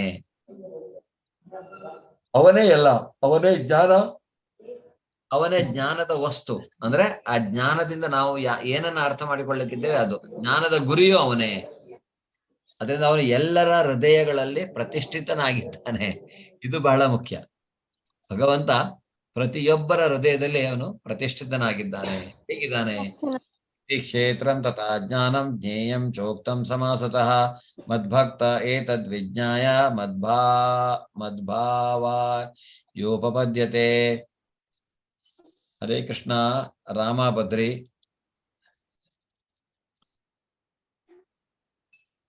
ಹೀಗೆ ನಾನು ಕ್ಷೇತ್ರ, ದೇಹ, ಜ್ಞಾನ ಮತ್ತು ಜ್ಞಾನಕ್ಕೆ ನಿಲುಕುವುದು ಎಂದರೆ ಜ್ಞೇಯ ಆಗ್ಬೇಕು. ಅದು ಜೇಯ, ತೊಂದ್ರೆ ಇಲ್ಲ, ಜ್ಞೇಯ ಅಂತ ಹೇಳಿ. ಇವನ್ನು ಸಂಗ್ರಹವಾಗಿ ಹೇಳಿದ್ದಾಯ್ತು. ನನ್ನ ಭಕ್ತರು ಮಾತ್ರ ಇದನ್ನು ಪೂರ್ಣವಾಗಿ ಅರ್ಥ ಮಾಡಿಕೊಂಡು ನನ್ನ ಸ್ವಭಾವವನ್ನು ಪಡೆಯುತ್ತಾರೆ. ಸೊ ಇಲ್ಲಿ ಜ್ಞಾನ ಮತ್ತು ಜ್ಞಾನಕ್ಕೆ ನಿಲುಕುವುದು ಅಂದರೆ ಜ್ಞೇಯ, ಅಂದ್ರೆ ಜ್ಞಾನದ ನಿಜವಾದ ಗುರಿ ಇವನ್ನ ಸಂಗ್ರಹವಾಗಿ ನಾನು ನಿನ್ಗೆ ಹೇಳಿದ್ದೇನೆ ಇಲ್ಲಿ ತನಕ. ಯಾರು ಇದನ್ನ ಅರ್ಥ ಮಾಡಿಕೊಳ್ತಾರೋ ಅವರು ಭಗವಂತನ ಸ್ವಭಾವವನ್ನ ಪಡೀತಾರೆ ಅನ್ನುವಂತಹದ್ದು.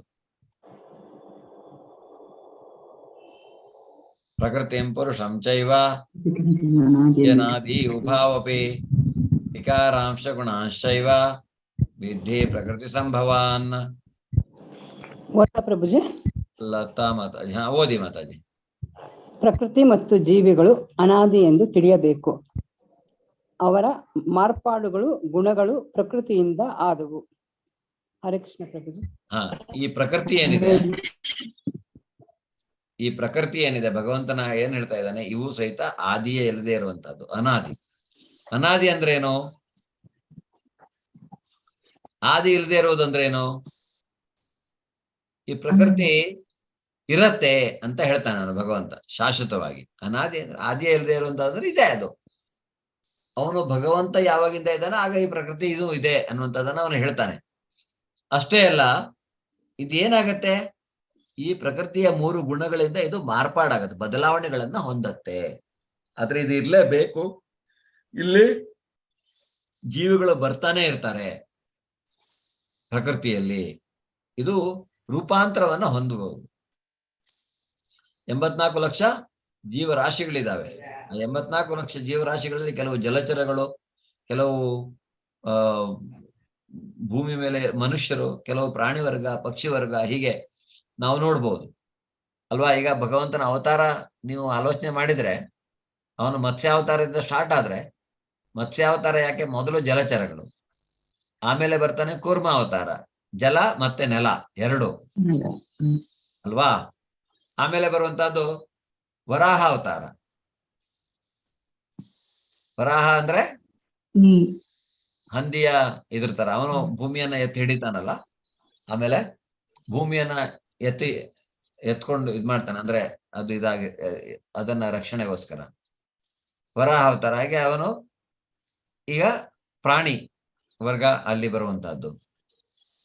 ನರಸಿಂಹ ಆ ಕಡೆ ಮನುಷ್ಯ, ಈ ಕಡೆ ಪ್ರಾಣಿ, ಎರಡು ರೀತಿಯಾದಂತಹದ್ದು. ವಾಮನ ಮನುಷ್ಯ, ಪೂರ್ತಿಯಾಗಿ ಕುಬ್ಜ, ಅವನ ಆಕಾರದಲ್ಲಿ ತುಂಬಾ ಚಿಕ್ಕವನು.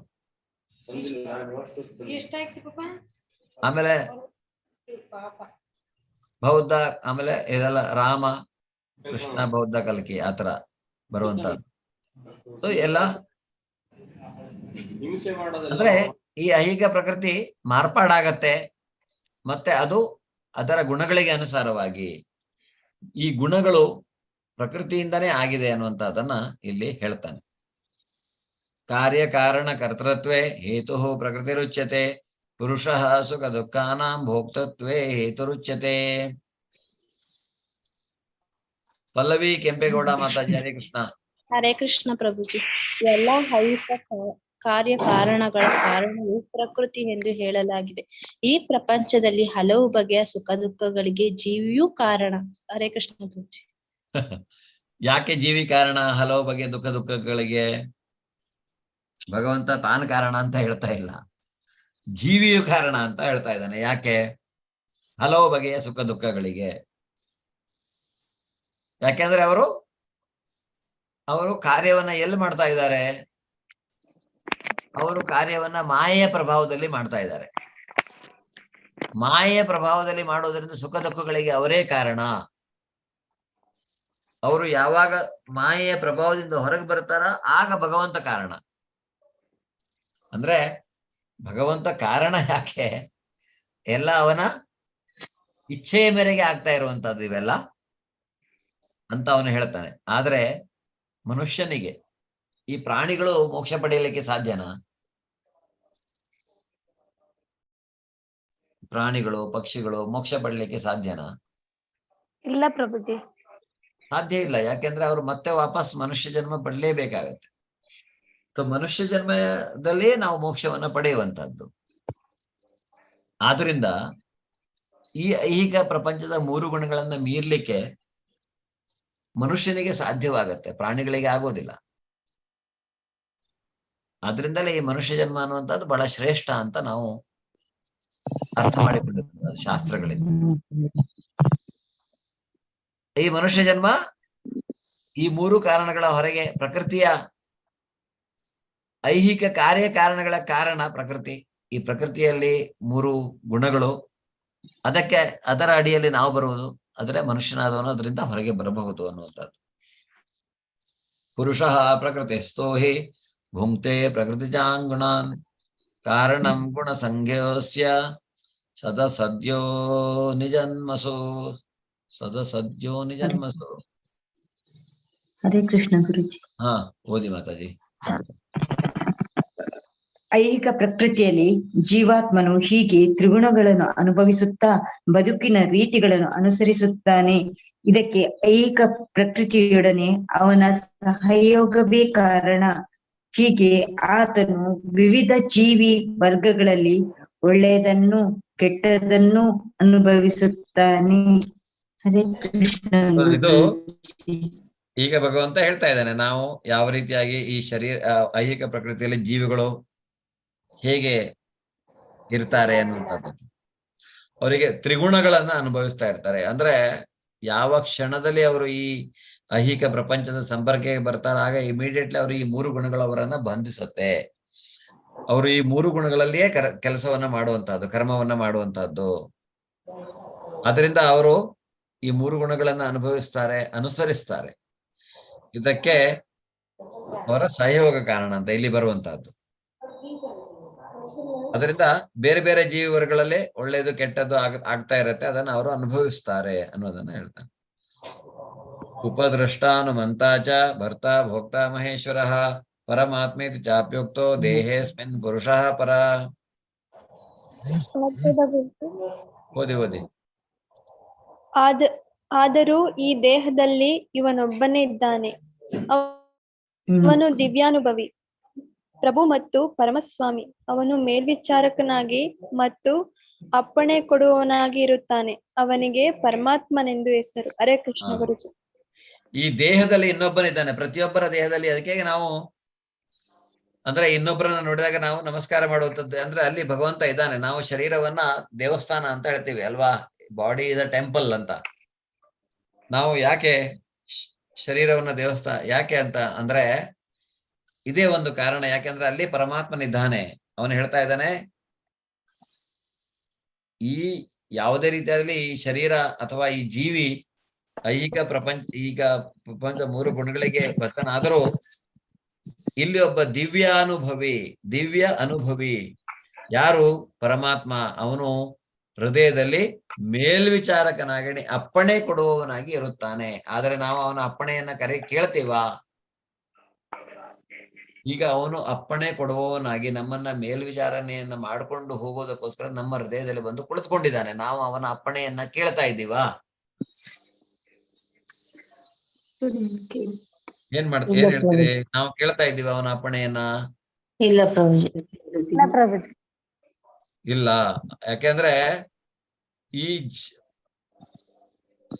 ಈ ಆತ್ಮ ಅಥವಾ ಅನ್ನುವಂತಹದ್ದು ಈಗ ಒಂದು ವೃಕ್ಷದಲ್ಲಿ ಕುಳಿತ 2 ಪಕ್ಷಿ ಅದರ. ಒಂದು ಈ ಪರಮಾತ್ಮ. ನಾವಿಲ್ಲಿ ಏನ್ ಮಾಡ್ತಾ ಇದ್ದೀವಿ?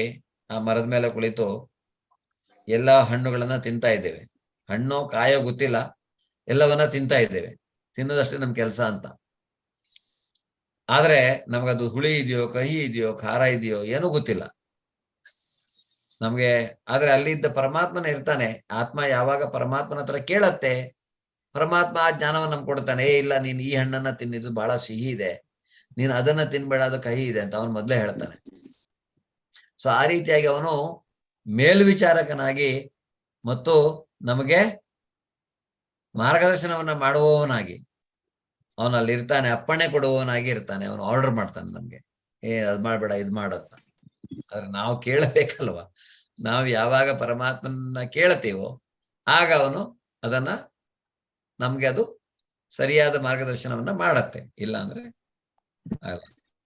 ಭಗವಂತನಿಗೂ ಜೀವಿಗೂ ವ್ಯತ್ಯಾಸ. ನಮಗೆ ಮರೆವನ್ನ ಭಗವಂತ ಕೊಟ್ಬಿಟ್ಟಿದ್ದಾನೆ. ಆ ಮರೆವು ತಾನೇ ಅನ್ನುವಂಥದ್ದನ್ನ ನೀವು ಕೇಳಿರ್ಬೋದು 10ನೇ ಅಧ್ಯಾಯದಲ್ಲಿ. ಭಗವಂತನ ಒಂದೇ ಶರೀರ ಇರುತ್ತೆ, ನಮ್ಗೆ ಹಲವಾರು ಶರೀರಗಳು ಚೇಂಜ್ ಆಗ್ತಾನೆ ಇರುತ್ತೆ.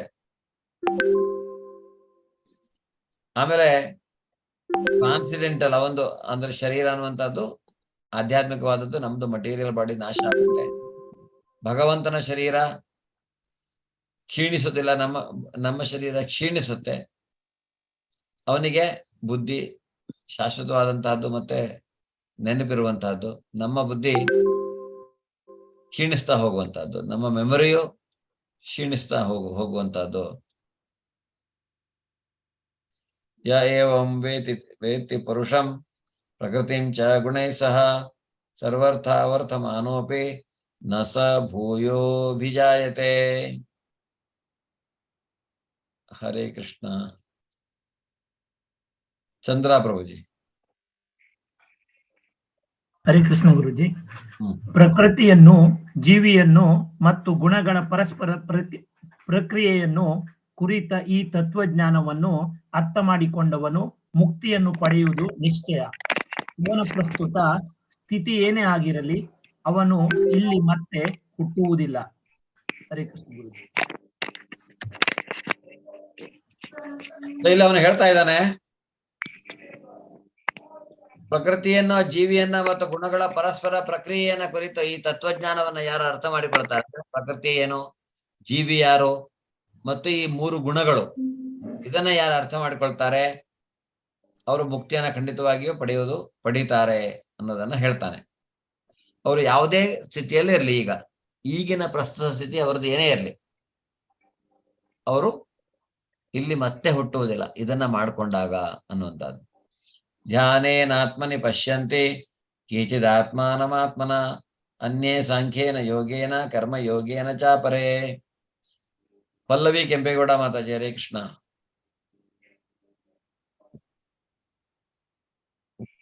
ಹರೇ ಕೃಷ್ಣ ಪ್ರಭುಜಿ. ಹರೇ ಕೃಷ್ಣ ಪ್ರಭುಜಿ. ಒಂದು ನಿಮಿಷ. ಕೆಲವರು ಧ್ಯಾನದಿಂದ ಮತ್ತೆ ಕೆಲವರು ಜ್ಞಾನವನ್ನು ಬೆಳೆಸಿಕೊಂಡು ಇನ್ನೂ ಕರ್ಮದಿಂದ ತಮ್ಮೊಳಗಿರುವ ಪರಮಾತ್ಮನನ್ನು ಕಾಣುತ್ತಾರೆ. ಹರೇ ಕೃಷ್ಣ ಪ್ರಭುಜಿ. ನಿಷ್ಕಾಮ ಕರ್ಮದಿಂದ ತಮ್ಮೊಳಗಿನ ಅಥವಾ ಧ್ಯಾನದಿಂದ, ಅಷ್ಟಾಂಗ ಯೋಗದ ಪದ್ಧತಿಯಿಂದ ತಮ್ಮಲ್ಲಿರುವಂತಹ ಪರಮಾತ್ಮನನ್ನು ಅವರು ಕಾಣ್ತಾರೆ. ಎಲ್ಲರೂ ಆ ರೀತಿಯಾಗಿ ಭಗವಂತನ ಸಾಕ್ಷಾತ್ಕಾರವನ್ನ ಮಾಡಿಕೊಂಡು ಆಮೇಲೆ ಭಗವದ್ಧಾಮವನ್ನ ಸೇರಿ ಭಗವಂತನ ಸೇವೆಯನ್ನ ಮಾಡ್ಕೊಂಡಿರುವಂತದ್ದು. ಅದೇ ನಿಷ್ಕಾಮ ಕರ್ಮ ಅಥವಾ ಧ್ಯಾನ ಇರ್ಬೋದು, ಅಥವಾ ಜ್ಞಾನವನ್ನ ಗಳಿಸ್ಕೊಂಡು ಪರಮಾತ್ಮನನ್ನ ಅವರು ನೋಡ್ಬೇಕು ಅನ್ನುವಂಥದ್ದನ್ನ ಇಲ್ಲಿ ಹೇಳಲಾಗಿದೆ. ಅನ್ಯೇತ್ವೇವ ವಮಜಾನಂತಹ ಶ್ರುತ್ವಾನ್ಯೇಭ್ಯ ಉಪಾಸತೆ ತೇಪಿ ಚಾತಿ ತರಂತ್ಯೈವ ಮೃತ್ಯುಂ ಶ್ರುತಿಪರಾಯಣಃ. ನೀರಾಜ್ ಪ್ರಭು. ಇನ್ನೂ ಕೆಲವರಿದ್ದಾರೆ, ಅವರಿಗೆ ಹೆಚ್ಚು ಆಧ್ಯಾತ್ಮಿಕ ಜ್ಞಾನವಿರುವುದಿಲ್ಲ. ಓದಿ ಪ್ರಭುಜಿ. ಇನ್ನೂ ಕೆಲವರಿದ್ದಾರೆ, ಅವರಿಗೆ ಹೆಚ್ಚು ಆಧ್ಯಾತ್ಮಿಕ ಜ್ಞಾನ ಇರುವುದಿಲ್ಲ. ಆದರೂ ಪರಮ ಪುರುಷನ ವಿಷಯವನ್ನು ಇತರರಿಂದ ಕೇಳಿ ಅವನನ್ನು ಪೂಜಿಸಲು ಪ್ರಾರಂಭಿಸುತ್ತಾರೆ. ಆಚಾರ್ಯರಿಂದ ಕೇಳಿ ತಿಳಿದುಕೊಳ್ಳುವ ಪ್ರವೃತ್ತಿಯಿಂದ ಅವರು ಹುಟ್ಟು ಸಾವುಗಳನ್ನು ದಾಟುತ್ತಾರೆ. ಹರೇ ಕೃಷ್ಣ. ಕಪಿಲ ಮುನಿ ದೇವಾಯುತಿ, ಅವನ ತಾಯಿ ಅವಳು.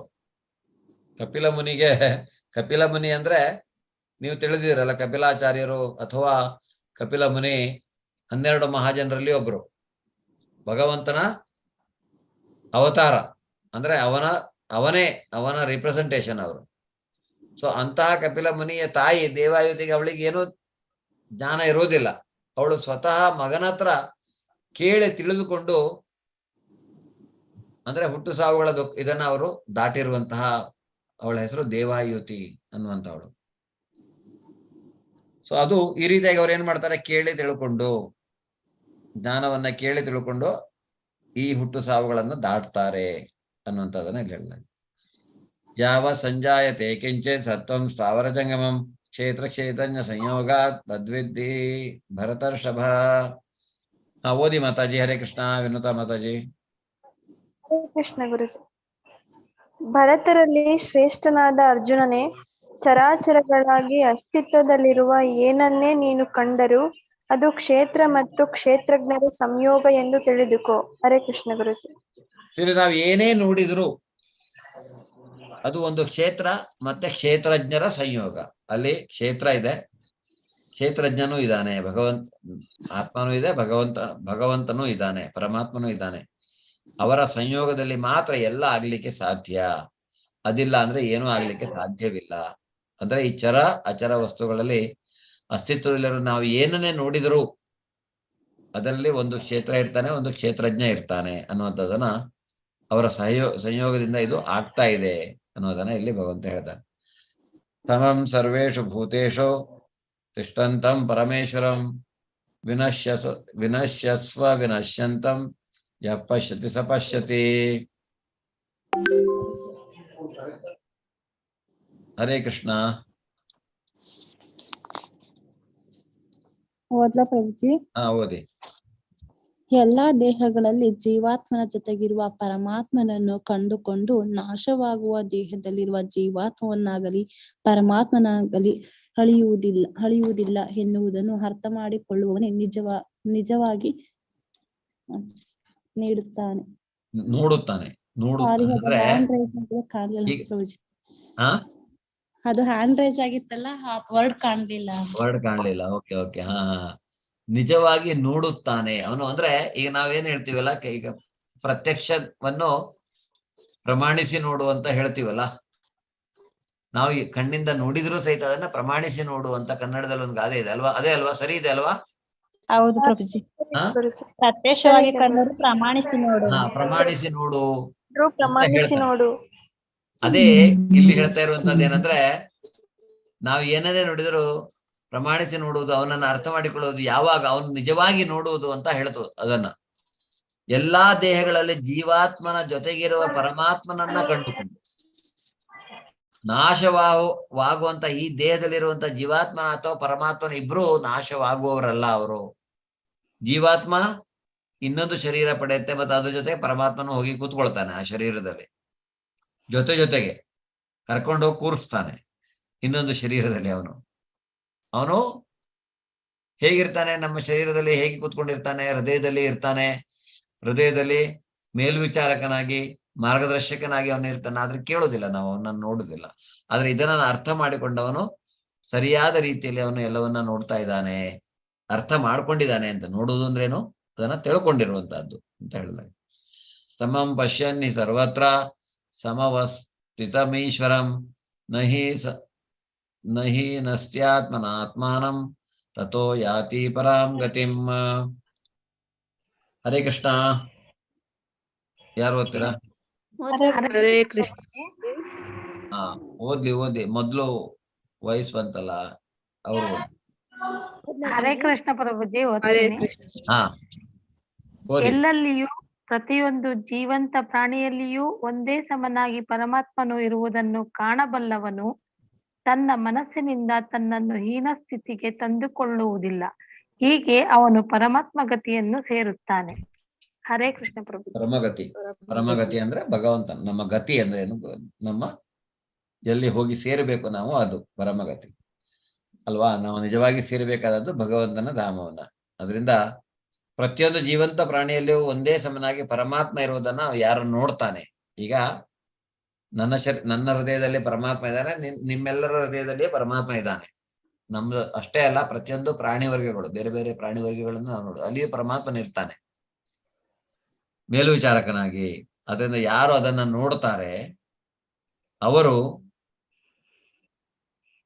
ತನ್ನನ್ನ ಹೀನ ಸ್ಥಿತಿಗೆ ತಂದುಕೊಳ್ಳುವುದಿಲ್ಲ. ಮನಸ್ಸಿನಿಂದ ತನ್ನನ್ನ ಹೀನ ಸ್ಥಿತಿಗೆ ತಂದುಕೊಳ್ಳುವುದಿಲ್ಲ. ಅವನು ಹೀನ ಸ್ಥಿತಿಗೆ ತಂದುಕೊಳ್ತಾನೆ ಅಂತ.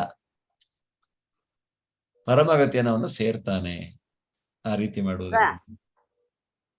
ಪ್ರಕೃತಿಯ ಯೋಚ ಕರ್ಮಾಣಿ ಕ್ರಿಯಾಮಾಣಾನಿ ಸರ್ವಶಃ ಯಃ ಪಶ್ಯತಿ ತಥಾತ್ಮಾನಂ ಅಕರ್ತಾರಂ ಸ ಪಶ್ಯತಿ. ಮೊದಲ ಗುರುಜಿ, ಹಾ ದೇಹವು ಎಲ್ಲಾ ಕರ್ಮಗಳನ್ನು ಮಾಡುತ್ತದೆ. ಅದು ಐಹಿಕ ಪ್ರಕೃತಿಯಿಂದ ಆಗಿದೆ. ತಾನು ಏನನ್ನು ಮಾಡುವುದಿಲ್ಲ ಎಂದು ಯಾರು ನೋಡಬಲ್ಲರೋ ಅವರೇ ನಿಜವಾಗಿ ನೋಡುತ್ತಾರೆ. ಹರೇ ಕೃಷ್ಣ. ಈ ದೇಹ ಈಗ ಆತ್ಮ ಶರೀರದಲ್ಲಿ ಇದ್ಮೇಲೆ ಅದು ಯಾವಾಗಲೂ ಒಂದಲ್ಲ ಒಂದು ಕರ್ಮವನ್ನ ಅಥವಾ ಒಂದೊಂದು ಇದನ್ನ ಮಾಡ್ತಾ ಇರ್ಬೇಕಾಗತ್ತೆ. ಅದು ಹಾಗೆ ಖಾಲಿ ಇರ್ಲಿಕ್ಕೆ ಆಗುದಿಲ್ಲ ಅದಕ್ಕೆ. ಹಾಗಂತ ಖಾಲಿ ಇದ್ಕೊಂಡು ಈ ಶರೀರವನ್ನ ಕಾಪಾಡ್ಕೊಳ್ಲಿಕ್ಕೂ ಅದರಿಂದ ಯಾವಾಗಲೂ ಆತ್ಮ ಕ್ರಿಯಾಶೀಲನಾಗಿರತ್ತೆ. ಅದು ಈ ಶರೀರವನ್ನ ಉಪಯೋಗಿಸ್ಕೊಂಡು ಕ್ರಿಯಾಶೀಲವಾಗಿರತ್ತೆ. ಅದರಿಂದ ಈ ಶರೀರ ಐಹಿಕ ಪ್ರಕೃತಿಯಿಂದ ಆಗಿದೆ. ತಾನು ಏನನ್ನೂ ಮಾಡೋದಿಲ್ಲ, ನಾನೇನು ಮಾಡ್ತಾ ಇಲ್ಲ. ಇಲ್ಲಿ ಈ ಐಹಿಕ ಪ್ರಕೃತಿಯಲ್ಲಿ ಆದಂತಹ ಶರೀರ ಮತ್ತು ಈ ಐಹಿಕ ಪ್ರಕೃತಿಯ ಗುಣಗಳಿಂದ ಅದು ಎಲ್ಲವನ್ನ ಮಾಡ್ತಾ ಇದೆ ಅನ್ನೋದನ್ನ ನೋಡುವವನೇ ಸರಿಯಾಗಿ ನೋಡುವವನು, ನಿಜವಾಗಿ ಅವನು ಮಾಡ್ತಾನೆ, ಅದನ್ನ ಅರ್ಥ ಮಾಡ್ಕೊಂಡಿದ್ದಾನೆ ಅನ್ನೋದನ್ನ ಇಲ್ಲಿ ಹೇಳಲಾಗಿದೆ. ಯಥಾಭೂತ ಪೃಥಗ್ಭಾವಂ ಏಕಸ್ತಮನುಪಶ್ಯತಿ ತತ ಏವ ಚ ವಿಸ್ತಾರಂ ಬ್ರಹ್ಮ ಸಂಪದ್ಯತೆ ತದಾ. ಪಲ್ಲವಿ. ಹಾ ಓದಿ ಮಾತಾಜಿ ಓದಿ. ರಾಮ ಭಂಡಾರಿ ರಾಮಭದ್ರಿ ಯಾರು ಓದ್ತೀರಾ? ಆಕಾಶವು ಎಲ್ಲೆಲ್ಲಿಯೂ ಇದ್ದರೂ ತನ್ನ ಸೂಕ್ಷ್ಮ ಸ್ವರೂಪದಿಂದಾಗಿ ಅದು ಯಾತರೊಡನೆಯೂ ಬೆರೆಯುವುದಿಲ್ಲ. ಹಾಗೆಯೇ ಬ್ರಹ್ಮನ್ ದೃಷ್ಟಿಯಲ್ಲಿ ಸ್ಥಿತನಾಗಿರುವ ಆತ್ಮನು ಈ ದೇಹದಲ್ಲಿದ್ದರೂ ದೇಹದ ಜೊತೆಗೆ ಬೆರೆಯುವುದಿಲ್ಲ. ಹೇಗೆ ಆಕಾಶ ಎಲ್ಲಿಯೋ ಬೆರೆಯುವುದಿಲ್ವೋ ಅನ್ಸುತ್ತೆ ನಮಗೆ, ನಾವು ಹೋಗ್ತಾ ಇದ್ದಾಗ ನಮ್ಮ ಜೊತೆ ಬರ್ತಾನೆ ಇರುತ್ತೆ, ಆದ್ರೆ ಅದು ಯಾವುದ್ರ ಜೊತೆಗೆ ಮಿಕ್ಸ್ ಆಗೋದಿಲ್ಲ, ಬೆರೆಯೋದಿಲ್ಲ. ಅದೇ ರೀತಿಯಾಗಿ ಈ ದೇಹ ಮತ್ತು ಆತ್ಮ ಬೇರೆ ಅನ್ನೋದನ್ನ ಯಾರು ಅರ್ಥ ಮಾಡಿಕೊಳ್ತಾರೆ. ಹಾಗೆ ಬ್ರಹ್ಮನ್ ದೃಷ್ಟಿಯಲ್ಲಿ ಅಲ್ವಾ, ಬ್ರಹ್ಮನ್ ಅಂದ್ರೆ ಇಲ್ಲಿ ಆತ್ಮ ಮತ್ತೆ ಬ್ರಹ್ಮನ ನಿರಾಕಾರ ರೂಪ. ಬ್ರಹ್ಮನ್ ದೃಷ್ಟಿಯಲ್ಲಿ ಸ್ಥಿತನಾಗಿರುವ ಆತ್ಮನು ಈ ದೇಹದಲ್ಲಿದ್ದರೂ ದೇಹದ ಜೊತೆಗೆ ಬೆರೆಯುವುದಿಲ್ಲ, ಆತ್ಮ ಆತ್ಮವಾಗಿಯೇ ಇರುತ್ತೆ. ಇದು ಇಂದ್ರಿಯ ತೃಪ್ತಿಯ ಬಯಕೆಯಿಂದ ಇದ್ ಮಾಡಿದ್ರೆ ಅಲ್ಲಿ ಬಂಧಿತವಾಗುವುದಿಲ್ಲ ಆತ್ಮ ಅನ್ನುವಂಥದ್ದು. ಯಥಾ ಪ್ರಕಾಶ ಯತ್ಯೇಕಃ ಕೃಷ್ಣಂ ಲೋಕಮಿಮಂ ರವಿಃ ಕ್ಷೇತ್ರಂ ಕ್ಷೇತ್ರಿ ತಥಾ ಕೃಷ್ಣಂ ಪ್ರಕಾಶಯತಿ ಭಾರತ. ಹರೇ ಕೃಷ್ಣ. ಪಲ್ಲವಿ ಕೆಂಪೇಗೌಡ ಮಾತಾಜಿ. ಹರೇ ಕೃಷ್ಣ ಪ್ರಭುಜಿ. ಭರತ ವಂಶನಾದ ಅರ್ಜುನನೇ ಒಬ್ಬನೇ ಸೂರ್ಯನು ಇಡೀ ವಿಶ್ವವನ್ನು ಹೇಗೆ ಬೆಳಗುತ್ತಾನೋ ಹಾಗೆಯೇ ದೇಹದೊಳಗಿರುವ ಜೀವಿಯು ಪ್ರಜ್ಞೆಯಿಂದ ಇಡೀ ದೇಹವನ್ನೇ ಬೆಳಗುತ್ತಾನೆ. ಹರೇ ಕೃಷ್ಣ ಪ್ರಭುಜಿ. ಈ ಜೀವಿ ಒಬ್ಬನೇ ಸೂರ್ಯ ಹೇಗೆ ಇಡೀ ವಿಶ್ವವನ್ನು ಬೆಳಗ್ತಾನೆ ಅದೇ ರೀತಿಯಾದಂತ ಈ ಜೀವಾತ್ಮ ಅನ್ನುವಂತಹದ್ದು ಇಡೀ ಶರೀರವನ್ನ ಬೆಳಗತ್ತೆ ಅಂತ. ಬೈದವೇ ನಿಮ್ಗೆ ಯಾರಿಗಾದ್ರೂ ಗೊತ್ತಿದೆ ಆತ್ಮ ಎಷ್ಟು ದೊಡ್ಡದಿರತ್ತೆ ಅಂತ? ಹರೇ ಕೃಷ್ಣ ಪ್ರಭುಜಿ. ಕೂದಲು ಮನೆ ಅಷ್ಟೇ ಇರುತ್ತೆ ಪ್ರಭುಜಿ. ಒಂದು ಮನೆನ 10,000 ಭಾಗ ಮಾಡಿದ್ರೆ ಇರುತ್ತೆ ಪ್ರಭುಜಿ. ಕೂದಲನ ತುದಿಯ ಒಂದು ಕೂದಲಿನ ಎಸಳು ಒಂದು ಕೂದಲಿನ ಇದನ್ನ ತೆಗೆದು ಅದರ ತುದಿ 10 ಭಾಗ ಮಾಡಿದರೆ 10,000 ಭಾಗ ಮಾಡಿದರೆ ಎಷ್ಟು ಗಾತ್ರ ಎಷ್ಟು ದೊಡ್ಡದು ಬರ್ಬೋದು ಅಷ್ಟು ದೊಡ್ಡದು ಆತ್ಮ ಇರುತ್ತೆ. ಅಂದ್ರೆ ಅಷ್ಟು ಚಿಕ್ಕದು, ಅದು ಕಣ್ಣಿಗೂ ಕಾಣಿಸೋದಿಲ್ಲ, ಅಷ್ಟು ಚಿಕ್ಕದು ಆತ್ಮ. ಅದರಿಂದ ಅದು ಇಡೀ ದೇಹವನ್ನ ಬೆಳಗತ್ತೆ. ಅಂದ್ರೆ ಜೀವಿ ಪ್ರಜ್ಞೆಯಿಂದ ಅದು ಅದೇ ಕಾನ್ಶಿಯಸ್ನೆಸ್ ಬರುವಂತಹದ್ದು. ಯಥಾ ಪ್ರಕಾಶಯತ್ಯೇಕಃ ಕೃಷ್ಣಂ ಲೋಕಮಿಮಂ ರವಿಃ ಕ್ಷೇತ್ರಂ ಕ್ಷೇತ್ರಿ ತಥಾ ಕೃಷ್ಣಂ ಪ್ರಕಾಶಯತಿ ಭಾರತ. ಹರೇ ಕೃಷ್ಣ ಮಾತಾಜಿ ಓದಿ. ಅನಿತಾ ಮಾತಾಜಿ ಓದ್ತೀರಾ? ಹರೇ ಕೃಷ್ಣ ಗುರುಜಿ. ಹರೇ ಕೃಷ್ಣ. ಭರತ ಅರ್ಜುನನೇ ಒಬ್ಬನೇ ಸೂರ್ಯನು ಇಡೀ ವಿಶ್ವವನ್ನು ಹೇಗೆ ಬೆಳಗುತ್ತಾನೋ ಹಾಗೆ ದೇಹದೊಳಗಿರುವ ಜೀವಿಯು ಇಡೀ ದೇಹವನ್ನು ಬೆಳಗುತ್ತಾನೆ. ಸೇಮ್ ಶ್ಲೋಕ ಆಲ್ರೆಡಿ ಆಗಿದೆ. ನೆಕ್ಸ್ಟ್ ಹರೇ ಕೃಷ್ಣ ಗುರುಜಿ ಬಂತು. ಜ್ಞಾನದ ಕಣ್ಣುಗಳಿಂದ ಕ್ಷೇತ್ರ ನಡುವಣ ಕ್ಷೇತ್ರಜ್ಞಯೋರೇವಂ ಅಂತರಂ ಜ್ಞಾನಚಕ್ಷುಷ ಭೂತ ಪ್ರಕೃತಿ ಮೋಕ್ಷಂಚ ಯೇ ವಿದುರ್ಯಾಂತಿ ತೇ ಪರಮ. ಓದಿ ಲತಾ ಮಾತಾಜಿ. ಹರೇ ಕೃಷ್ಣ ಗುರುಜಿ. ಜ್ಞಾನದ ಕಣ್ಣುಗಳಿಂದ ಕ್ಷೇತ್ರ ಮತ್ತು ಕ್ಷೇತ್ರಜ್ಞನ ನಡುವಣ ವ್ಯತ್ಯಾಸವನ್ನು ಕಾಣಬಲ್ಲವರು ಮತ್ತು ಐಕ ಪ್ರಕೃತಿಯಲ್ಲಿ ಬಂಧನದಿಂದ ಮೋಕ್ಷ ಪಡೆಯುವ ಪ್ರಕ್ರಿಯೆಯನ್ನು ಅರ್ಥ ಮಾಡಿಕೊಳ್ಳಬಲ್ಲವರು ಪರಮ ಗುರಿಯನ್ನು ಮುಟ್ಟುತ್ತಾರೆ. ಹರೇ ಕೃಷ್ಣ ಗುರುಜಿ. ಜ್ಞಾನದ ಕಣ್ಣು ಮತ್ತು ಕ್ಷೇತ್ರಜ್ಞನ ನಡುವಿನ ವ್ಯತ್ಯಾಸ,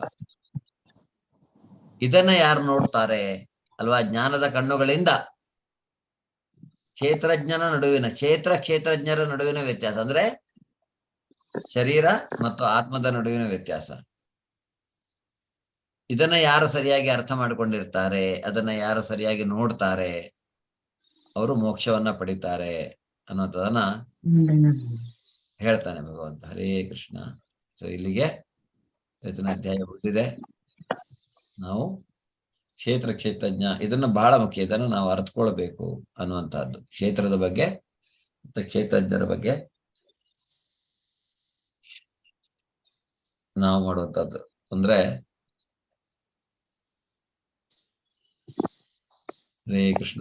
ಮತ್ತೆ ಜ್ಞಾನ ಹೇಗೆ ಪಡೆಯುವಂತಹದ್ದು, ಜ್ಞೇಯ ಅಂದ್ರೆ ಏನು? ಪ್ರಕೃತಿ ಮತ್ತೆ ಪುರುಷ ಜ್ಞಾನದ ದೃಷ್ಟಿ.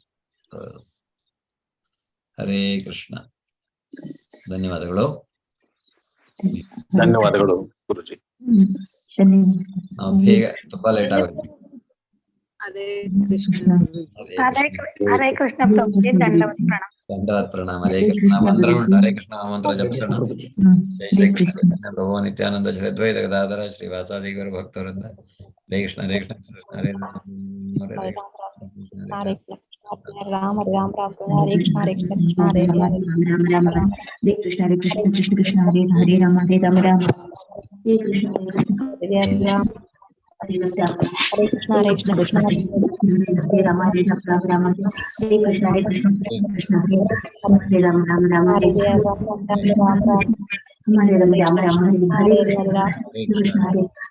ಕೃಷ್ಣ ಹರೇ ಕೃಷ್ಣ ಕೃಷ್ಣ ಹರೇ ರಾಮ ರಾಮ ರಾಮ ಹರೇ हमारे राम राम राम हरे कृष्ण हरे हमारे राम राम राम हरे कृष्ण कृष्ण हरे राम राम हरे कृष्ण कृष्ण कृष्ण हरे हरे राम राम राम हरे हरे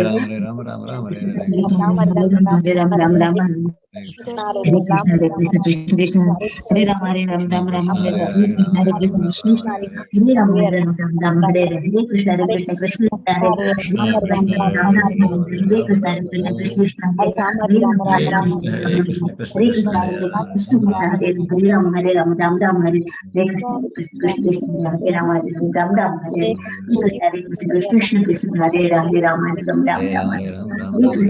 कृष्ण कृष्ण कृष्ण हरे राम हरे कृष्ण कृष्ण कृष्ण हरे राम राम हरे कृष्ण कृष्ण कृष्ण हरे राम राम हरे हरे कृष्ण कृष्ण कृष्ण हरे हरे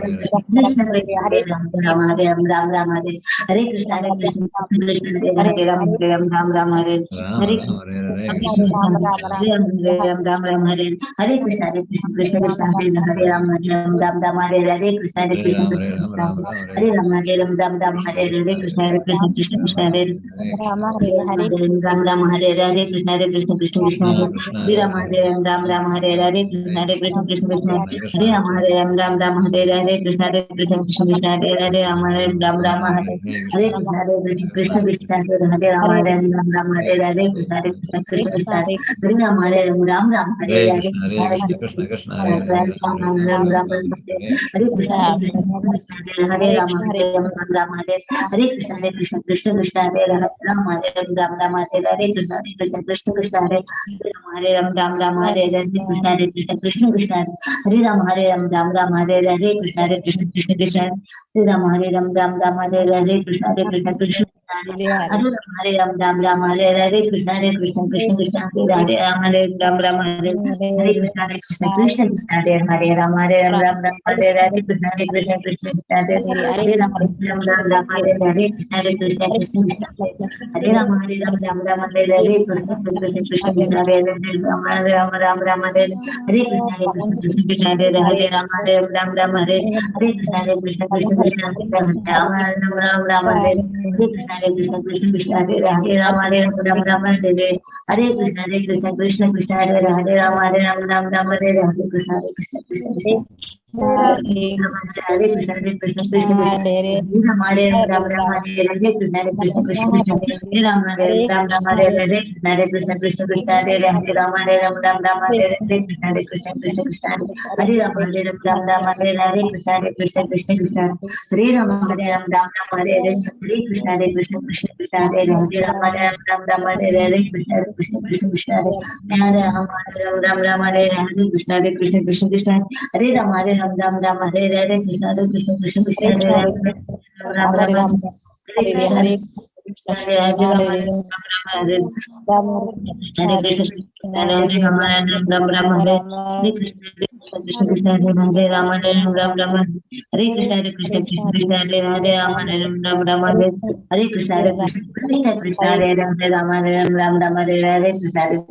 कृष्ण हरे राम हरे हरे कृष्ण कृष्ण कृष्ण हरे राम राम हरे हरे कृष्ण कृष्ण कृष्ण हरे राम राम हरे हरे कृष्ण कृष्ण कृष्ण हरे हरे राम राम हरे हरे कृष्ण कृष्ण कृष्ण हरे राम राम हरे हरे कृष्ण कृष्ण हरे राम राम हरे हरे कृष्ण हरे राम हरे हरे कृष्ण कृष्ण कृष्ण हरे राम राम हरे हरे कृष्ण कृष्ण हरे राम कृष्ण हरे राम हरे कृष्ण कृष्ण हरे राम राम हरे कृष्ण कृष्ण हरे कृष्ण हरे कृष्ण हरे हरे राम राम हरे राम हरे हरे कृष्ण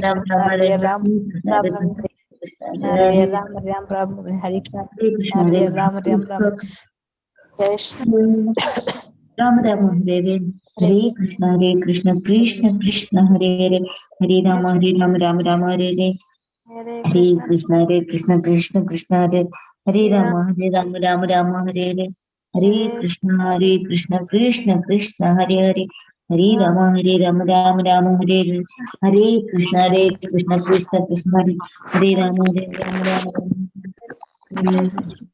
कृष्ण कृष्ण वाञ्छाकल्पतरुभ्यश्च कृपा सिन्धुभ्येव च पतितानां पावनेभ्यो वैष्णवेभ्यो नमो नमः भगवद्गीता ग्रंथराज की जयवागली ಶ್ರೀಲಾ ಪ್ರಭುಪಾದ ಜಯವಾಗಲಿ ಅನಂತ ಕೋಟಿ ವೈಷ್ಣವ ವೃಂದಕ್ಕೆ ಜಯವಾಗಲಿ ಇಲ್ಲಿಂದರಿರುವ ಎಲ್ಲಾ ಭಕ್ತರಿಗೂ ಜಯವಾಗಲಿ ಹರೇ ಕೃಷ್ಣ ಧನ್ಯವಾದಗಳು ಎಲ್ರಿಗೂ ಶುಭರಾತ್ರಿ हरे ಹರೇ ಕೃಷ್ಣ